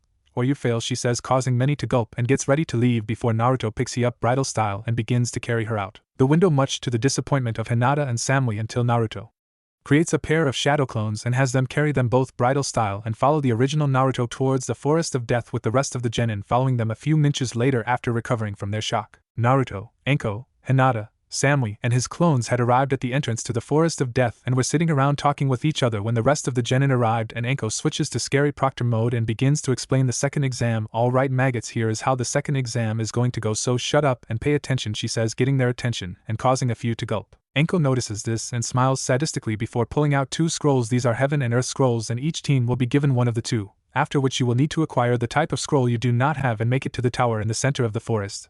However, you only have 5 days to do so before you and your team is disqualified, she says, getting shocked looks. Choji drops his bag of chips that he was eating and manages to stutter out, 5 days, what will we do about food, he says, getting nods from some of the other genin gathered. Enko smiles and says there are plenty of edible plants and animals in the forest for you to eat. However, most of they will also try to eat you, before laughing evilly. Many of the genin's faces pale at hearing this. Naruto just laughs and looks to Enko before smiling sadistically. Hey Enko-chan, remember the time when that group of giant tigers tried to eat me? He asks her. Enko realizes what Naruto is trying to do and smiles sadistically while nodding. I ended up ripping the leader of the group in half before eating his still beating heart in front of the others, he says, causing some of the genin to vomit the contents of their stomachs. Naruto just laughs after that. They made me their leader and spread the word to all the other animals, who in turn made me the king of the forest, he says, before laughing evilly, sending shivers up the spines of many of the genin, while Enko, Hinata, and Samui get a little turned on. Enko then clears her throat. Now line up and I will hand you your scrolls. After receiving them you will go to your assigned gate and wait for the exam to start, she says, before passing out each team's scroll. Naruto gets his scroll from Enko and gives her a quick kiss on the cheek before heading to his team's assigned gate, which is right next to Samui's team. He looks over at Samui and smiles. So you guys want to team up with us and help each other get our scrolls, he asks. Samui smiles and nods. Sounds like a good idea. We have a earth scroll, what about you? she asks. Naruto smiles and waves his team's scroll. We also have an earth scroll, looks like we both need heaven scrolls, then he says, getting nods from Samly's team before he turns to see Enko about to start the exam. Enko looks around seeing each team at their gates. All right, on your marks, get set, go, she yells as the gates fly open and each team rushes into the forest. Enko smiles as she hears a familiar roar a few minutes later, followed by screams causing her to chuckle. Now I think I will get some dango, she says before she feels something in the pocket of her trench coat and pulls out a scroll before opening it and unseals its contents, revealing a large box of Naruto's special ramen, causing her to smile. Enko then notices a note attached to the box and reads it. Enko-chan, thought you might get hungry, so slipped this into your pocket when I gave you that kiss. P.S. Thanks for giving Samly's team the same scroll as us. I will be sure to pay you back. How's a massage sounds? Love your Foxy King. Enko just smiles. Naruto-kun, you sure know how to treat a girl, she says before munching on the dango with a content smile on her face. A few minutes earlier / right after Team 8 and Team Samly enter the forest. Team 8 and Team Samly had just entered the forest and linked up when two teams of IWA genin jump down from the trees and land in front of them with smirks on their faces. Well, look what we have here. The yellow Flash's son, his team, and a team from Kumo. How lucky can we get? When we kill you we will be famous back home, one of the IWA males says before looking at Hinata, Samly, and Karin, and a lecherous grin comes to his face. However, after we're done killing you we be sure to have some fun with the girls, he says before licking his lips, and the other male IWA genin do the same. Naruto's eyes turn murderous before he lowers his head, causing his bangs to cover his eyes. Nobody interfere, this guys are mine, he says, his voice causing a shiver to run up the spines of his teammates and Samly's team before he takes a few steps toward the IWA genin. So you think you can just threaten women with rape in front of me, especially two of which are my fiancés? Well, you just singed your death warrants. However, you should feel honored because you're going to be the first to die by this form, he says, causing the IWA genin to stop laughing. Naruto then says something that sends shivers down Samly and Hinata's spines, knowing that the genin before them are as good as dead. Naruto raises his head and fire can be seen in his eyes before saying Saurian Soul, Diabolus Rex, and his body begins to change. Naruto's skull becomes elongated.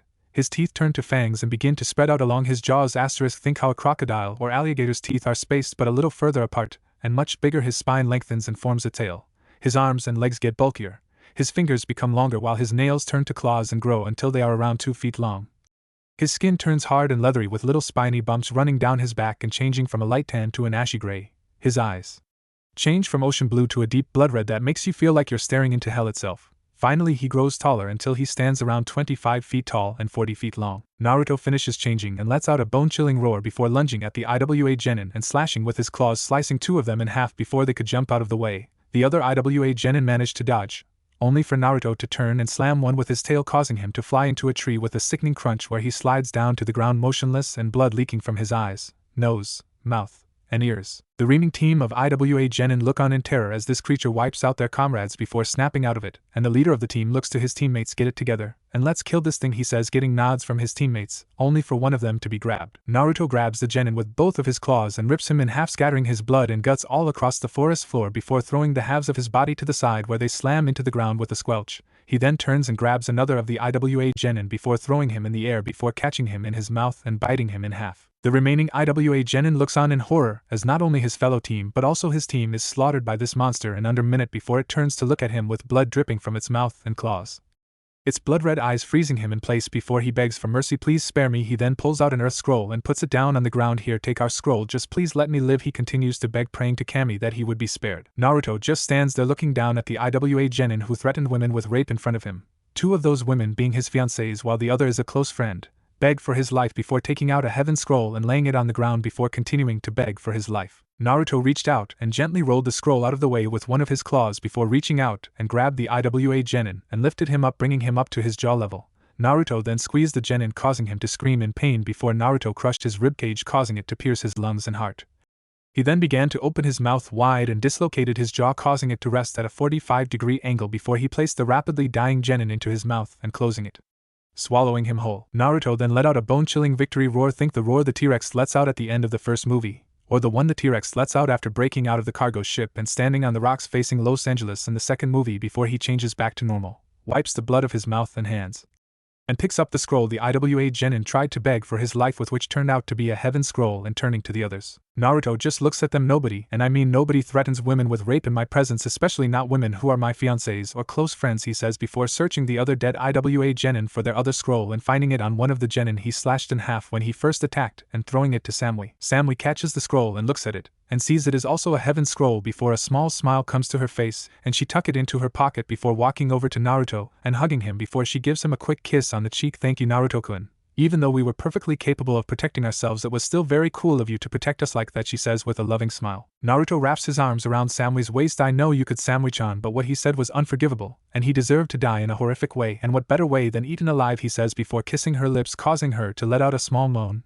and wrap her arms around his neck. Naruto breaks the kiss and smiles at Samui lovingly before kissing her forehead and letting her go, and turns to see Hinata pouting slightly, causing him to chuckle and walk over her before wrapping his arms around her waist and smiling. No need to pout, Hinata-chan, I'd never forget about you, he says before kissing her like he did Samui, and her reacting the same way. After breaking the kiss with Hinata and kissing her forehead, he turns to the others. Well, now that we have our scrolls, how about we head to the tower, he says, getting nod from everyone as they set off for the tower to finish the second exam. After running for about an hour, Naruto senses something wrong and alerts the others. Hey guys, I sense something a little ways off to the left. You head to the tower, I am going to check it out. Everyone reluctantly nods and heads off to see what he sensed. After running for a few minutes, Naruto hears a scream and runs faster. He comes across a clearing and sees a girl with red hair and glasses, wearing a purple top, black skirt, black socks going up to her knees, and a pair of black shinobi sandals, sitting on the ground shaking as a huge bear with brown fur stands on its hind legs about to kill her. Naruto jumps down in between them and glares at the bear. Winnie the Pooh, what the hell do you think you are doing? The bear stops what it's doing and immediately lowers itself down as far as it can and lets out a low growl, causing Naruto to just shake his head. I don't care if she woke you up from your nap. What have I told you about harming women?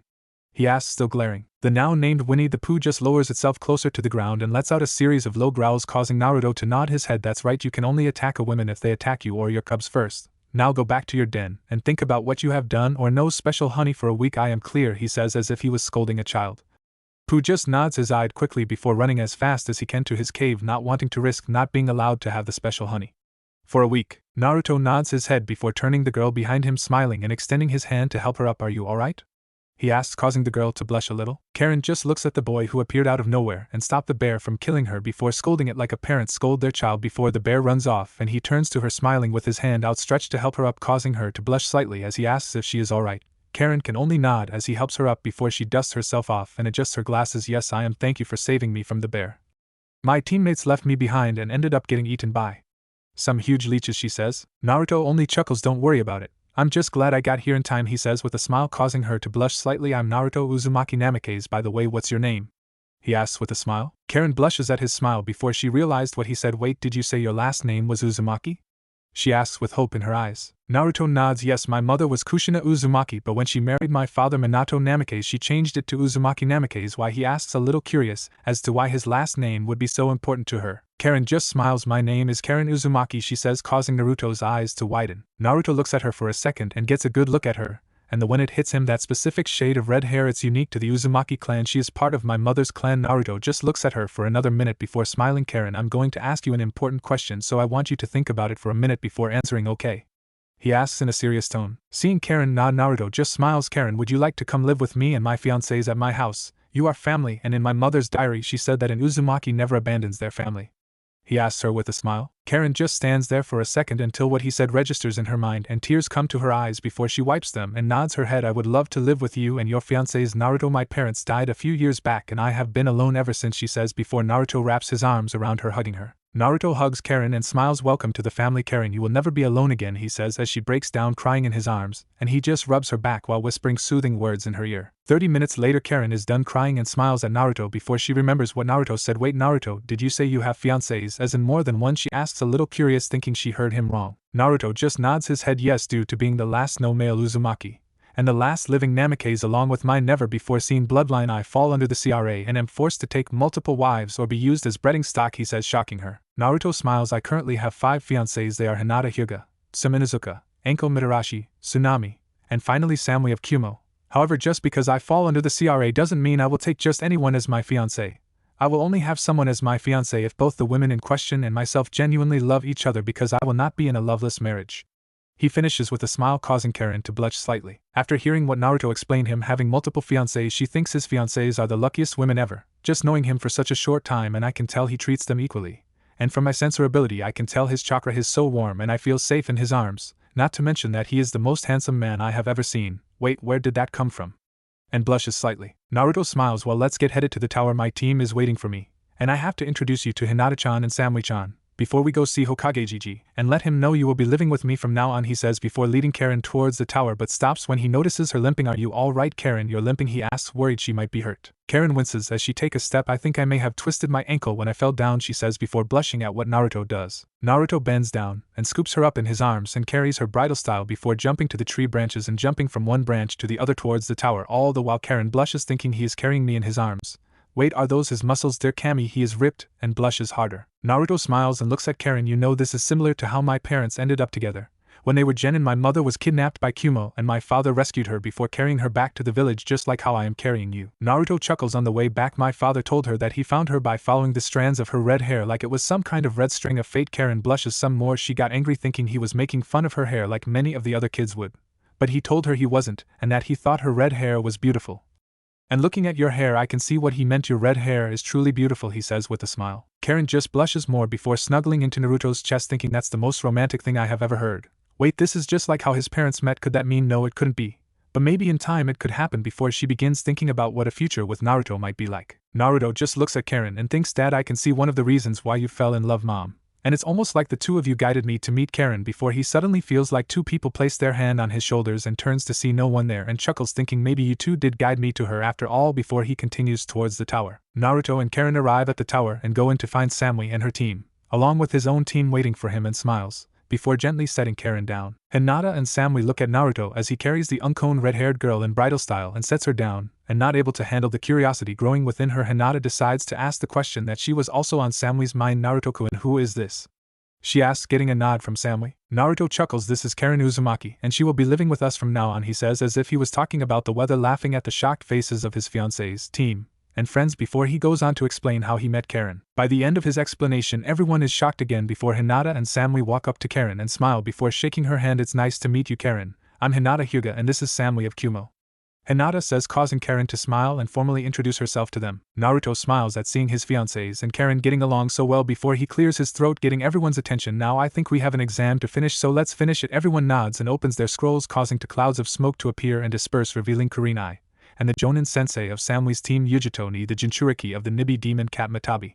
Not going to describe what Yujito looks like, she looks the same as in canon. Kurinai looks at her team and smiles. Congratulations on passing the second exam, teammate, before she looks at Karin. Naruto, who is this? She asks, causing Naruto to smile. Naruto smiles. This is Karin Uzumaki, and she will be living with me